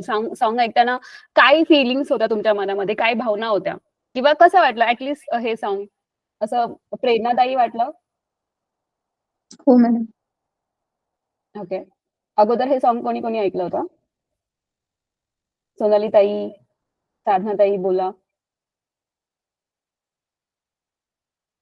मी काय ठरवलं होतं की तुम्ही माझ्याशी सगळेजण बोलणार म्हणून मग मी हे गाणं आम्ही लावलं. ऐकलंय मॅम. ओके. बाकीच्यांचं काय? साधना ताई, सोनालीताई, चंद्रकलाताई? यापूर्वी गाणं ऐकलेलं होतं मॅडम, पण ते गाणं म्हणून गाणं ऐकलं होतं. पण आता ओके. मी जेव्हा ऐकलं ना, तर तेव्हा हे अंतर्मनाच्या पूर्ण म्हणजे प्रत्येक कप्प्यामध्ये त्याचे एक शब्दानी शब्द जाऊन भिडला काळ झाला, की ते गाण्यापासून जे आपण मोटिवेट झालो. जसे की मनातली आपली जी भीती आहे ती काढून, राईट. आपल्या अडचणीवर मात करून, स्वतःला त्या जे काम हाती घेतले त्या कामात झोकून देऊन स्वतःची एक वेगळी ओळख निर्माण आपल्याला करायची आहे. आणि त्याच्यासाठी हे गाणं खूप प्रेरणादायी होतं मॅडम. Right, right. थँक्यू चंद्रकलाताई. तुमचे वर्ड्स खूप छान होते. अजून कोणाला काय आपलं मत व्यक्त करायचं? ओके. सो या गाण्यामध्ये जर तुम्ही पाहिलं असेल तर तो जो मुलगा आहे, तो मुलगा त्याची पूर्णपणे लाईफ दाखवली आहे. त्याने किती कष्ट केलं किंवा त्याला किती अडचणी येत होत्या त्याच्या अभ्यासामध्ये किंवा त्याला जेवणाचे पैसे नव्हते. त्याचे आई-वडील कष्ट करत होते. जर तुम्ही हे बघितलं असेल तर आई त्याच्या शेतामध्ये नांगर वगैरे चालवत होती आणि मग ते काबाड कष्ट करून त्याच्या मुलांना म्हणजे त्याच्या मुलांना शिक्षणासाठी पैसे पाठवत होते आणि तोही रात्रभर मेहनत करून तो आज शिक्षक झाला. आणि त्याच्यासाठी खूप सारे तो स्वतः एक प्रेरणास्थान होतं. त्याचे आई-वडील त्याच्यासाठी एक प्रेरणास्थान होते. त्याचे शिक्षक एक प्रेरणास्थान होते. ठीक आहे. सो आपल्याला हेच ह्या टॉपिकमध्ये किंवा आजच्या ह्याच्यामध्ये चर्चा करायची आहे, की ह्या गाण्यामध्ये एक एक छान लाईन आहे. ती मला लाईन तुम्हाला इथे बोलून दाखवावी लागेल. म्हणजे इथे बोलतेय. मागू नको आधार, शोध तुझं तू दार. म्हणजे तू कोणाचा आधार नको मागू. तू तुझं दार तू स्वतः शोध. घालू नको तू साध कोणाला. तू साथ कोणाला घालू नको. कारण की तुझ्यामध्ये त्या क्षमता आहेत. त्या फक्त क्षमता ओळख आणि तू तुझं कार्याला सुरुवात कर. तुझ्या हातीर दोर जरा लागू दे जोर. म्हणजे तुझ्या हातामध्ये दोर आहे. फक्त त्याला थोडासा जोर लाव. नक्कीच तू पुढे जाशील. तुझा दिसू दे रंग जगाला. तुझ्या हातामध्ये जो दोर आहे, तुझा त्याला थोडासा जोर लावला तर तुझा रंग जगाला नक्कीच दिसेल आणि तो शेवटी त्याने ते दाखवून दिलेला आहे. सो सगळ्यांमध्येच एक एक आपल्या सगळ्यांमध्ये एक एक कॅपॅसिटी असते, एक क्षमता असते. फक्त की आपण ती कुठे ना कुठेतरी विसरतो किंवा खूप साऱ्या आजूबाजूला एक निगेटिव्ह वातावरण असतं. त्याच्यामुळे आपण पुढे जात नाही. पण मी जर एक स्त्री म्हणून मी सगळ्या महिलांचा आदर करते आणि मला असं वाटतं की स्त्री ही फक्त घराची शोभा नसते, तर स्त्री ही एक कुटुंबाचा आधारस्तंभ असते. बरोबर की नाही? ओके. सो आता या सेशनमध्ये आज आपण प्रेरणा या टॉपिक बद्दल बोलणार आहोत, की मोटिवेशन कशाला म्हणायचं, काय असतं मोटिवेशन नक्की, आपण याच्याबद्दल चर्चा करूयात. एक मिनिट मी जस्ट माझी स्क्रीन शेअर करते. ओके, माझी स्क्रीन दिसते सगळ्यांना?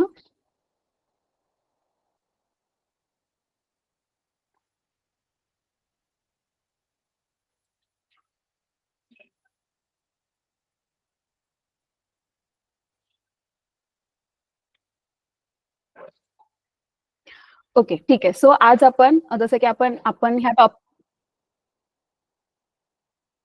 ह्या टॉपिकची सुरुवात केली एका छानशा सॉन्गने आणि चंद्रकलाताईंनी त्यांचं खूप छान त्यांचं जे मत होतं ते खूप छान पद्धतीने स्पष्ट केलं, की आपण खूप सारी गाणी ऐकत असतो, पण ज्यावेळेस आपण स्वतःसाठी थोडासा 5 मिनिटं वेळ काढतो आणि अशा काही गोष्टी स्वतःसाठी बघतो, तर नक्कीच त्या गोष्टी आपल्याला प्रेरणादायी ठरत असतात. ठीक आहे. तर आपण सुरुवात करूयात. तुम्हाला काय वाटतं, की एक स्त्री म्हणून एका स्त्रीकडे खूप साऱ्या गोष्टींची जबाबदारी असते.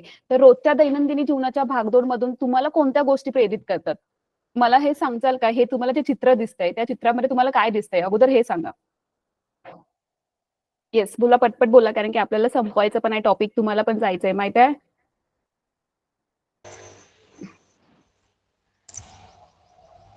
काय दिसतंय या चित्रामध्ये तुम्हाला? हॅलो. हा, बोला. त्यामध्ये असं दिसतंय की एका स्त्रीला घरातील स्वयंपाक पण करावा लागतो, त्याचप्रमाणे बाहेरचं पण काम करावं लागतं, मुलांचा पण सांभाळ करून त्यांना बाहेर पण लक्ष द्यावं लागतं. राईट. अजून कोणाला काय बोलायचं? अजून काय चित्र सांगताय हे? शीलाताई, आशाताई?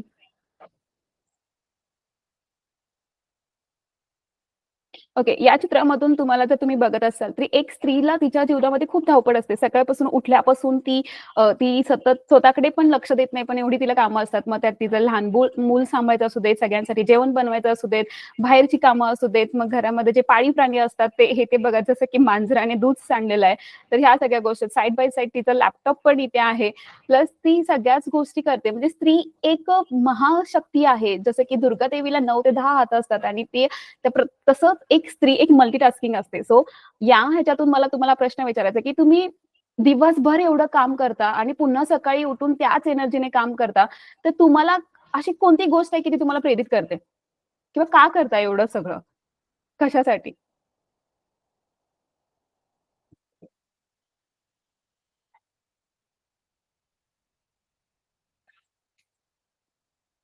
तुम्ही बोलला नाही तर आपली चर्चा कशी होणार? येस चंद्रकलाताई. एक आपलं कुटुंबासाठी आपण सर्वात महत्वाचं म्हणजे आपण सगळं जे करतो ते आपल्या कुटुंबासाठी करतो. जेवण राइट. बनवतो कुटुंबासाठी किंवा मुलं ही आपली एक संपत्ती म्हणून आणि दुसरं आपण जे काही जॉब वगैरे काही किंवा 2 रुपये कमवायचे ते पण आपल्या कुटुंबासाठीच करतो. म्हणून आपण कुटुंबासाठीच करतो हे सगळं, असं मला तरी वाटतं.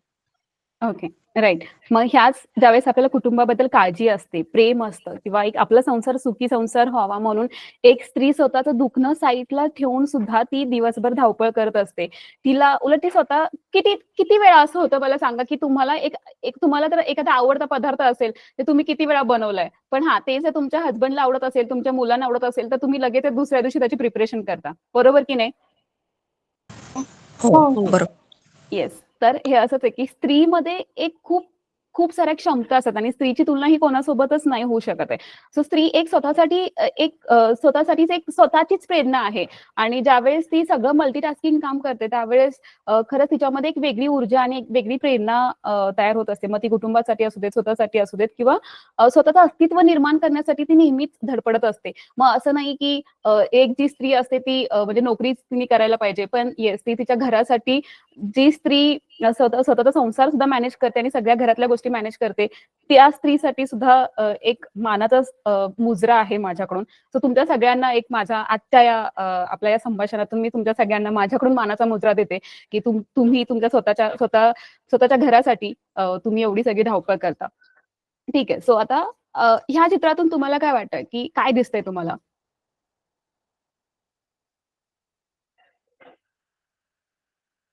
काय आहे हे चित्र?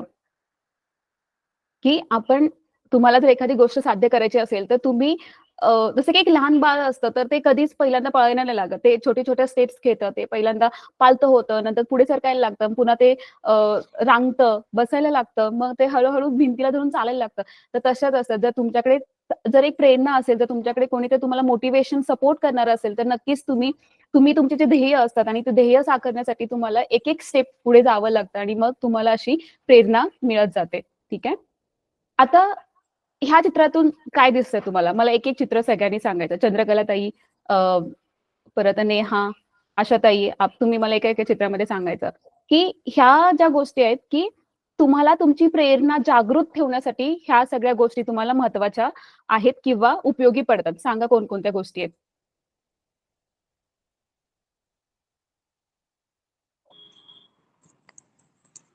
एक महिला वाचन करते पुस्तक. अरे वाह! गुड. एक ताई योगा पण करते.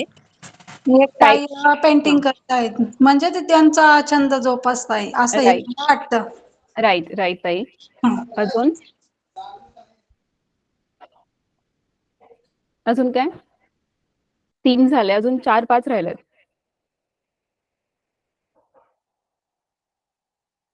ठीक आहे. सो हां. एक महिला योगा करते ते पण आपल्या प्रकृतीसाठी चांगलं असतं. राइट. तर तुम्हाला ज्यावेळेस असं वाटतं, की तुम्हाला तुमची प्रेरणा किंवा स्वतःला मोटिव्हेट करायचंय, तर तुम्ही जे काही तुमचं ध्येय साध्य करताल, तर त्याच्यासाठी तुम्ही एक पुस्तकं वाचत जा. तुम्हाला जर वाचण्याचा छंद असेल, तर तुम्ही वेगवेगळी पुस्तकं वाचू शकता. जसे की ही एक स्त्री आहे, ती तिच्या छंदामधून एखादी पेंटिंग चांगली करते. एक हे झाड लावण्याचं काम चालू आहे. व्यायाम, योगा, एखादं तुम्हाला जे काही कोणाला तबला आवडत असेल वाजवायला, जसं की मला हार्मोनियम आवडतं, तर मी ज्यावेळेस वेळ मिळेल त्यावेळेस मी हार्मोनियम वाजवते. तर ह्या गेम्स काही ऍक्टिव्हिटीज असतात. कोणाला कुकिंगची आवड असते. बघा खूप साऱ्या महिला किचनमध्ये जाऊन कुक करतात, त्यांचे व्हिडिओज अपलोड करतात, राइट? तर ह्या सगळ्या तुमच्या गोष्टी आहेत, जर तुमचं माइंड निगेटिव्ह होत असेल, एक नकारात्मक होत असेल, तर तुम्ही ह्या सगळ्या गोष्टी एक्सप्लोर करू शकता. आता या क्षेत्रामध्ये आपण काय शिकणार आहोत? तर प्रेरणा काय असते? प्रेरणाचे फायदे काय आहेत? प्रेरणाची व्याख्या नक्की काय आहे? मोटिव्हेशन कशाला म्हणायचं? ठीक आहे. आता बघा प्रेरणा तुम्हाला 2 गोष्टींसाठी खूप मदत करते. एक तुम्हाला स्वतःला उत्साही राहण्यासाठी, एक स्वतःचा हॅपीनेस ठेवण्यासाठी आणि दुसरं आहे तुम्हाला सक्रिय ठेवण्यासाठी. ठीक आहे. तर प्रेरणा ही एक अशी एक प्रक्रिया आहे की ज्याचं रूपांतर तुम्ही देहामध्ये करू शकता. आणि जसं की मी पाठीमागच्या वेळेस बोलले होते की जर तुम्हाला तुमचं ध्येय साध्य करायचं असेल तर नक्कीच तुम्हाला कोणाची तरी प्रेरणा पाहिजे किंवा तुमच्या स्वतःमध्ये स्वतःची एक प्रेरणा जागृत झाली पाहिजे, जेणेकरून तुम्ही तुमचं स्वप्न साकार करू शकता. आता फॉर एक्झाम्पल आम्ही तुमच्यासाठी एवढे सगळे सेशन्स घेतो, स्कीम्स शिकवतो, एखाद्या स्किलचं नॉलेज घेतो. जसं की नाशिकमध्ये आपली मीटिंग झाली, खूप साऱ्या ऍक्टिव्हिटीज घेतल्या, तर त्या ऍक्टिव्हिटीज मधून त्या सेशन मधून तुम्ही काहीतरी शिकावं. आणि जसं की तुम्ही आता ऍप्लिकेशन्स करणार आहात, फील्डमध्ये अर्ज करणार आहेत, तर ते अर्ज करत असताना तुम्हाला खूप सारे अडथळे येतील, तुम्हाला नावं ठेवतील काही लोक, कशाला ही करते, काही करते. पण याच्यामधूनच तुम्हाला जिथे तुम्हाला नकारात्मक वाटेल तिथे तुम्हाला काय करायचंय, वेगवेगळ्या गोष्टी तुम्हाला स्वतःचा प्रेरणा तुमची उत्साह जपण्यासाठी किंवा तुम्हाला एक सक्रिय राहण्यासाठी तुम्हाला ह्या सगळ्या मोटिवेशनची काय गरज लागणार आहे. ठीक आहे. आता प्रेरणाचे 2 प्रकार असतात, एक अंतर्गत प्रेरणा आणि बाह्य प्रेरणा. आता अंतर्गत प्रेरणा कशाला म्हणायचं, ज्यावेळेस तुम्ही स्वतःसाठी म्हणजे जी प्रेरणा आतून येते. आता फॉर एक्झाम्पल नृत्य करणं किंवा एखादं वाद्य वाजवणं, तर हे तुमचं काय आहे की प्रेरणा आहे. चला मला डान्स करायचा, तर डान्ससाठी काय हे कोणी सांगून कोणी डान्स नाही करू शकत आहे. तर त्याच्यासाठी तुमच्याकडे ते आतून प्रेरणा असली पाहिजे की मी डान्सचे क्लासेस लावेन, मी घरी प्रॅक्टिस करेन एखादं वाद्य वाजवण्यासाठी. तर तसंच बाह्य प्रेरणा कशाला म्हणायचं की एखादी गोष्ट मिळवण्यासाठी किंवा कौतुक, कमिशन किंवा पुरस्कार किंवा एखादा बोनस ज्यावेळेस कंपनीतून ह्या सगळ्या गोष्टी भेटण्यासाठी त्यावेळेस तुम्ही काम करता किंवा प्रेरित राहता, तर त्याला आपण बोलतो बाह्य प्रेरणा. ठीक आहे. तर हे प्रेरणाचे 2 प्रकार आहेत. आता बऱ्याच वेळा काय होतं की इथे बघा हा शब्द आहे आय कांट डू इट, पण जर आपण ह्यातला टी काढला तर yes I can do it, म्हणजे मी हे करू शकते. आणि मी हे करू शकते ही जी संकल्पना आहे ती कुठून येते, कशामुळे येते, तर तुमच्यामध्ये एक ती प्रेरणा जागृत झालेली असते. मग ती प्रेरणा स्वतःहून मिळालेली असू देत किंवा दुसऱ्याकडून मिळालेली असू देत. जसं की आता चंद्रकला ताईंनी सांगितलं की मी हे गाणं ऐकलं होतं, पण आज मी ते स्वतः गाणं बघितलं, त्या गाण्यातून त्यांना एक वेगळी ऊर्जा तयार झाली की एक जी भीती असते मनातून ती निघून जाईल. सो अशीच काही गाणी आहेत, तर ती गाणी नेहमी ऐकत जा, जेणेकरून तुम्ही ज्यावेळेस स्वयंपाक करता ज्यावेळेस युट्यूबला जस्ट टाकत जा मोटिवेशनल सॉन्ग किंवा देह साकारणारी गाणी, तर तुम्हाला खूप सारी गाणी तिथे बघायला भेटतील, जेणेकरून तुम्हाला स्वतःला एक काय भेटेल, ऊर्जा एक तुमची तयार होईल. ठीक आहे. त्याच्यानंतर आता ही एक मॅस्लोची गरजांची श्रेणी आहे. मी याच्यामध्ये डिटेल जाणार नाही, पण एक जस्ट 2 मिनिटांमध्ये तुम्हाला समजून सांगते की माणसांच्या एक 5 गरजा असतात. एक शारीरिक सुरक्षा, सामाजिक आत्मसन्मान आणि स्वप्रत्यक्षीकरण. म्हणजे जर तुमच्याकडे स्वतःच्या गरजा जर तुमच्या व्यवस्थित कंप्लीट नाही झाल्या, म्हणजे समजा शारीरिक गरजा त्याला आपण म्हणतो की अन्न, पाणी, निवारा, ऊब, झोप या जर मूलभूत गरजा तुमच्या म्हणजे कंप्लीट नाही झाल्या किंवा सुरक्षा आपण म्हणतो, नोकरी जर तुमची व्यवस्थित नसेल, आरोग्य तुमचं कंप्लीट नसेल. आता सामाजिक मध्ये काय, जर आपण एखाद्या समाजामध्ये राहतो तर समाजाचा आपल्याला आपुलकीपणा, प्रेम, जिव्हाळा किंवा सामाजिक एक बांधिलकी असते, ह्या सगळ्या गोष्टींची गरज असते. आत्मसन्मान जर आपल्याला घरातून मिळाला नाही किंवा दुसऱ्यांकडून मिळाला नाही तर किती वाईट वाटतं हे तुम्हालाही माहित आहे.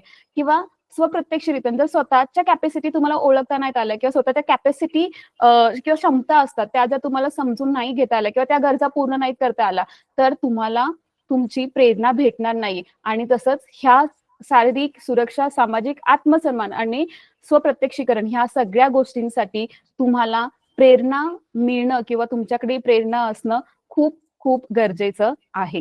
ठीक आहे. आता प्रेरणा का महत्वाचं आहे, तर प्रेरणा ही एक गतिशील आहे. ठीक आहे. जर तुमच्या ह्या सगळ्या गरजा पूर्ण झाल्या, जसं की मी तुम्हाला सांगितलं शारीरिक, जे सामाजिक आहे, ह्या सगळ्या गोष्टी जर तुमच्या गरजा पूर्ण झाल्या तर नक्कीच तुम्ही एक पाऊल पुढे जाचाल आणि पुढच्या ध्येयाकडे तुम्ही वाटचाल करचाल. ठीक आहे. आणि याच्यासाठीच तुम्हाला ह्या ज्या सगळ्या गोष्टी आहेत त्या गोष्टी तुम्ही स्वतः कंप्लीट करणं किंवा त्या गोष्टींसाठी तुम्हाला तिथपर्यंत पोहोचण्यासाठी तुम्हाला तुमचे पुढचे पाऊल टाकावे लागणार आहेत. ठीक आहे. आता हजबर्ग एक नावाचा एक खूप मोठा सायंटिस्ट सिद्धांत होऊन गेला. त्यांनी असं सांगितलेलं आहे की 2 घटक असतात. 2 घटक असतात, असंतोषकारी घटक आणि दुसरे आहे प्रेरक घटक. आता असंतोषकारी घटक कसं तुम्हाला तुमच्या प्रेरणाला थांबवतात. जर समजा तुमच्या जर घरामध्ये एक चांगलं वातावरण नसेल, आता म्हणजे मला असं म्हणायचं नाही, पण खूप वेळा असं काय होतं की एका स्त्रीमध्ये खूप चांगले गुण असतात किंवा तिला पुढे जायचं असतं, काहीतरी कामधंदा करायचं असतं, काहीतरी शिकायचं असतं, पण तिच्या घरामध्ये जर चुकून एखादा दारू पिणारा नवरा असेल किंवा घरामध्ये वातावरण चांगलं नसेल, तर ती पुढे जाऊ शकते का? हो की नाही? जाईल का ती पुढे जर तिला घराचा सपोर्ट नाही मिळाला तर? नाही नाही जाणार, राईट? मग असे काही असंतोषकारी घटक असतात जे तुम्हाला पुढे जाण्यासाठी असमाधानकारक निर्माण करतात. ठीक आहे. आणि आता प्रेरित घटक म्हणजे काय? जर तुम्हाला स्वतःला प्रेरित राहायचं असेल आणि समाधानी ठेवायचं असेल तर तुम्हाला नवीन कौशल्य शिकण्याची गरज आहे. भलेही एखादी स्त्री तुमचं भले शिक्षण नसू देत, तुम्ही 10वी पास असेल, 8वी पास असेल, पण जर तुमच्याकडे शिकण्याची कला असेल, तुम्ही जर शिवणकाम शिकलं, एखादी व्यवसायाचं कौशल्य शिकलं, एखादं नवीन काही जर तुम्ही शिकलं, ब्युटी पार्लर काहीही कोर्स केला की जेणेकरून तुम्हाला एक स्वतःबद्दल एक स्वतःची क्षमता निर्माण होईल. 2 पैसे कमवण्यासाठी तुम्ही एक स्वतः इंडिपेंडेंट म्हणजे तुम्ही स्वतःहून तेवढेच सक्षम असाल, तर ह्या सगळ्या गोष्टी तुम्हाला काय करतात? प्रेरित करतात, जेणेकरून तुमच्यामध्ये एक प्रेरणा जागृत राहते. आता जर तुमच्याकडे प्रेरणा असेल तर प्रेरणा तुम्हाला काय सांगते की प्रेरणा तुम्हाला आर्थिक स्वातंत्र्य देते, जेणेकरून तुम्ही स्वतः पैसे स्वतः कमवू शकता. तुमच्याकडे कौशल्य जे असतं त्या विकासाला प्रोत्साहन देते. तुम्ही स्वतः जोखीम घ्यायला तयार होतात. ठीक आहे, मी आज हा कोर्स करतेय ना, मी आता आकांक्षा प्रोजेक्ट मध्ये आहे ना, जे काय होईल ते होईल, पण मला शिकायचंय उद्यम रजिस्ट्रेशन काय असतं. भलेही मला त्रास होऊ देत, पण मी शिकेल, मी बघेल की नक्की काय असतं ते. सो तुम्ही रिस्क घ्यायला सुरुवात होतात. तुमच्यामध्ये एक निर्णय घेण्याची क्षमता वाढते, कॅपॅसिटी वाढते. तुम्ही रोल मॉडेल म्हणून काम करता. ठीक आहे. आता प्रत्येक मुलांसाठी आपले आई वडील हे रोल मॉडेल असतात. म्हणून मी सांगते की तुम्ही जर व्यवस्थित तुमच्यामध्ये जर ते गुणधर्म हे केले तर तुमचे मुलं सुद्धा म्हणतील की नाही, माझ्यासाठी माझे आई वडील रोल मॉडेल आहेत. तुमच्यामध्ये एक लवचिकता निर्माण करते. कोणत्याही सुद्धा गोष्टीसाठी तुम्ही फ्लेक्झिबल राहता. तुमच्यामध्ये एक आत्मविश्वास निर्माण होतो. जर तुम्ही स्वतः जर प्रेरित असाल आणि तुम्ही एक सशक्तीकरण सुद्धा होऊ शकतात.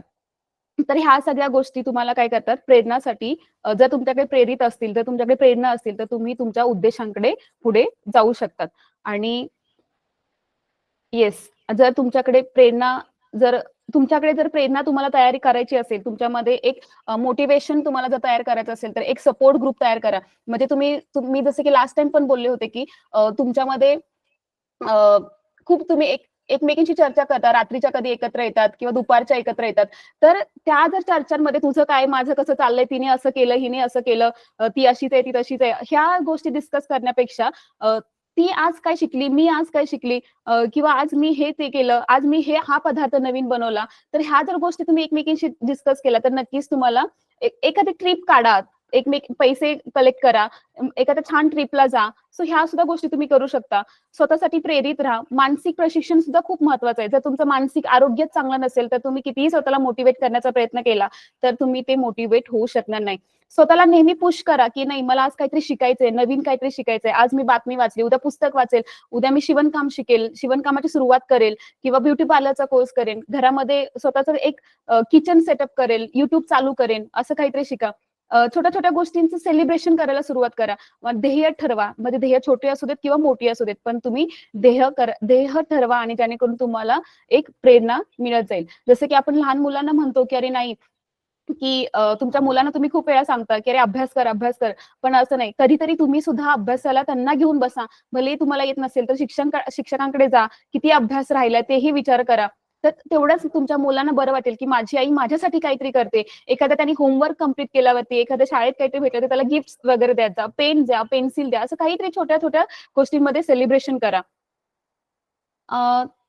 जर ज्यावेळेस तुम्हाला असं वाटतं की नाही की प्रेरणा म्हणजे मला खूप आता निगेटिव्ह फील होते, माझ्याकडे नकारात्मक काही गोष्टी येतात आहे घरच्या वातावरणामुळे किंवा स्वतःच्या काही गोष्टींमुळे, तर थोड्या वेळ विश्रांती घ्यायला कधी विसरू नका. विश्रांती घ्या, स्वतःबद्दल सहानुभूती बाळगा, फिरायला जा. ज्या छोट्या छोट्या मजेदार गोष्टी तुम्हाला असं वाटतात की याच्यामध्ये झाडं लावू शकता, घरामध्ये छोटंसं पेंटिंग करू शकता. महिलांकडे खूप सुशोभीकरणाच्या स्किल्स असतात, त्या तुम्ही हे करू शकता. डायरी लिहा. मी तर हे सांगेन की डायरी लिहायला सुरुवात करा. एखादं डायरी विकत घ्या. त्या डायरीमध्ये तुम्ही लिहित जा की आज मी काय शिकले, उद्या मला काय करायचंय, आजच्या दिवसभरामध्ये तुम्ही काय काय शिकलात. तर हे सगळं तुम्ही करू शकता, जेणेकरून तुम्हाला एक स्वतःबद्दल एक प्रेरणा मिळेल. आणि मी शेवटचं हे सांगेन की आजच्या सेशनमध्ये की सशक्त स्त्री म्हणजे सशक्त समाजाचा पाया आहे. तुमचे स्वप्न पूर्ण करण्यासाठी आजपासूनच सुरुवात करा.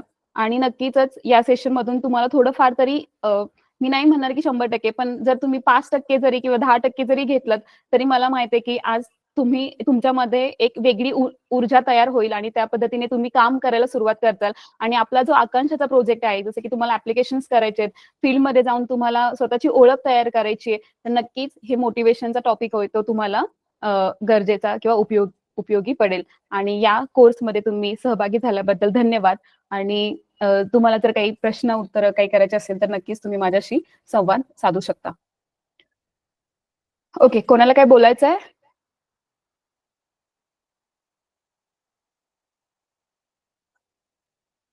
नेहा ताई, चंद्रकला ताई, आय नो की मी खूप फास्ट केले कारण की आपल्याकडे वेळच खूप कमी होता.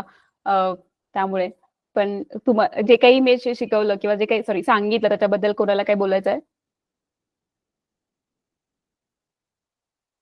कोणालाच काय नाही बोलायचं? तुमच्या डोळ्यासमोर असं कुठलं उदाहरण येत आहे का की वनिताताई जे सगळं बोलल्या त्यामुळे तुम्हाला अशा कुठल्या व्यक्तीची आठवण येते का ज्यांनी तुम्हाला प्रोत्साहित केलंय किंवा ज्यांच्यामुळे तुम्ही 4 गोष्टी करू शकताय, तर ते सुद्धा तुम्ही शेअर करू शकता.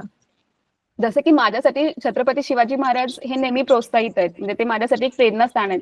तसं तुम्हाला काय वाटतं की तुमच्यासाठी कोण प्रेरणास्थान आहे किंवा तुम्ही कोणाच्या गोष्टी ऐकल्यात प्रेरणा म्हणून? येस साधनाताई, तुम्हाला काय?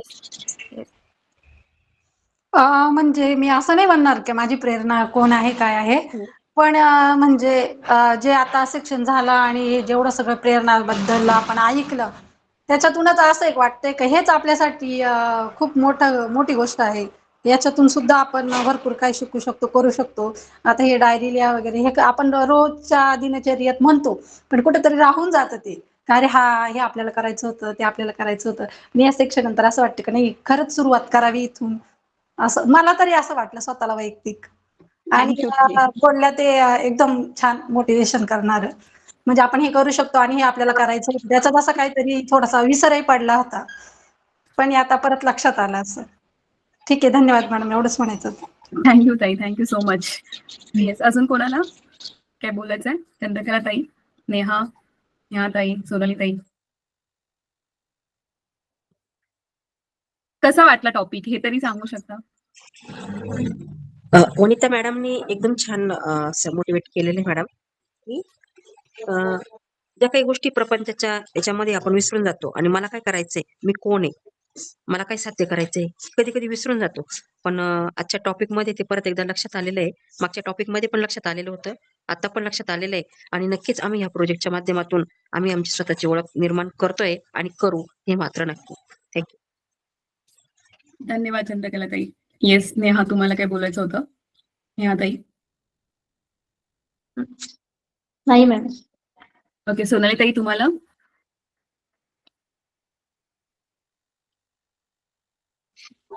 ओके, ठीक आहे. सो आशा ताई वगैरे कोणाला काही बोलायचं असेल तर बोला. म्हणजे मलाही ऐकायला आनंद वाटेल की जर तुम्हाला काही गोष्टी शेअर करायच्या असतील किंवा या टॉपिक बद्दल किंवा मी जे काही सांगितलं ते कसं वाटलं किंवा हे प्रशिक्षण तुम्हाला कसं वाटलं.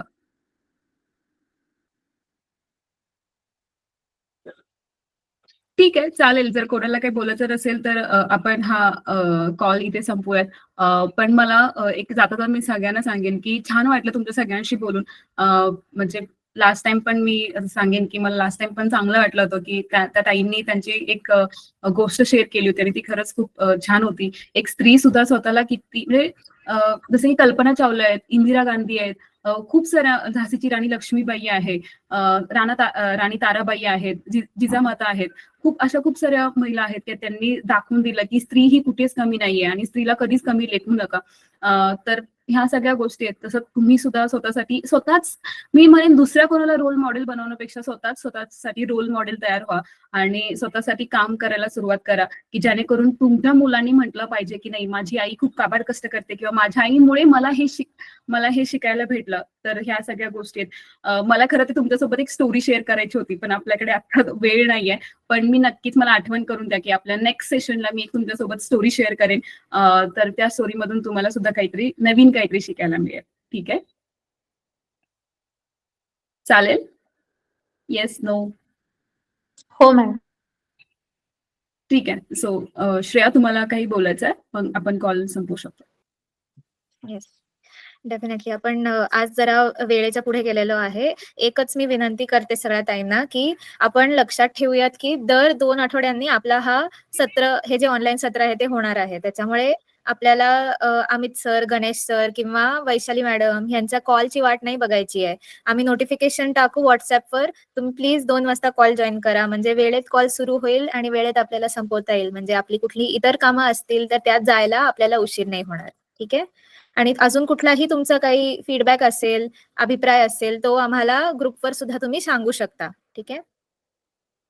आणि आजचा कॉल कसा झाला, तुम्हाला कसं वाटलं किंवा अजून कसं करू शकतो हे तुम्ही ग्रुपमध्ये सुद्धा लिहून तुम्ही कळवू शकता. जेणेकरून का ग्रुपमध्ये पाठवायचं माहितीये, की जेणेकरून ज्या बाकीच्या महिला आहेत ना, ज्या कॉलवरती नाहीत आल्या काही कारणास्तव, तर त्यांना तरी समजेल, की ओके आजच्या कॉलमध्ये मला त्यांना हे शिकायला मिळालं. आजच्या कॉलमध्ये जसं की चंद्रकला ताईंनी सांगितलं, की त्यांनी ते गाणं ऐकलं होतं, पण त्यांना त्या गाण्यातून जी एनर्जी तयार झाली ते त्यांना खूप छान वाटलं. सो जे तुम्ही म्हणजे जे तुम्ही माझ्याशी बोलता ते तिथे ग्रुपमध्ये पण टाकत जा, जेणेकरून बाकीच्या जो तुमचा फ्रेंड सर्कल आहे, ज्या महिला आहेत, तर त्यांना पण शिकायला भेटेल किंवा त्यांना जरी ऐकायला भेटेल, त्या तरी आपला मेसेज वाचतील. ठीक आहे? चालेल. सो पुन्हा भेटूयात याच वेळी याच ठिकाणी. तोपर्यंत सगळ्यांनी काळजी घ्यायची आहे. 2 आठवड्यानंतर आपण भेटूयात एखाद्या नवीन विषयावरती किंवा तुम्ही सुद्धा विषय आम्हाला सजेस्ट केला तरी चालेल. आणि येस, आपलं ईश्वरी ताई आहेतच ज्या तुम्हाला योजनांबद्दल माहिती देणार आहेत. आणि माझ्यासाठी जर कुठला टॉपिक तुम्हाला वाटलं, की मॅडम याच्याबद्दल तुम्ही आम्हाला सांगा किंवा याच्याबद्दल आम्हाला तुमच्याशी बोलायचं आहे, तरी मी नक्की तुमच्यासाठी तयार असेल. चालेल. सो काळजी घ्या सगळ्यांनी आणि व्यवस्थित राहा. रथसप्तमीचे दिवस चालू आहेत, उपवास चालू आहेत. तो उपवास करताना सुद्धा फ्रुट्स जास्त घ्या, काळजी घ्या, पाणी भरपूर प्या, बाहेरचं तेलकट वगैरे असं काही सुद्धा खाऊ नका. चालेल? भेटूयात मग. ठेवायचा फोन सगळ्यांनी. बाय. हो मॅडम. थँक्यू. आम्ही आशा करतो की या सत्रामधून तुम्हाला भरपूर नवीन गोष्टी शिकायला मिळाल्या. या सत्रात सहभागी झाल्याबद्दल धन्यवाद.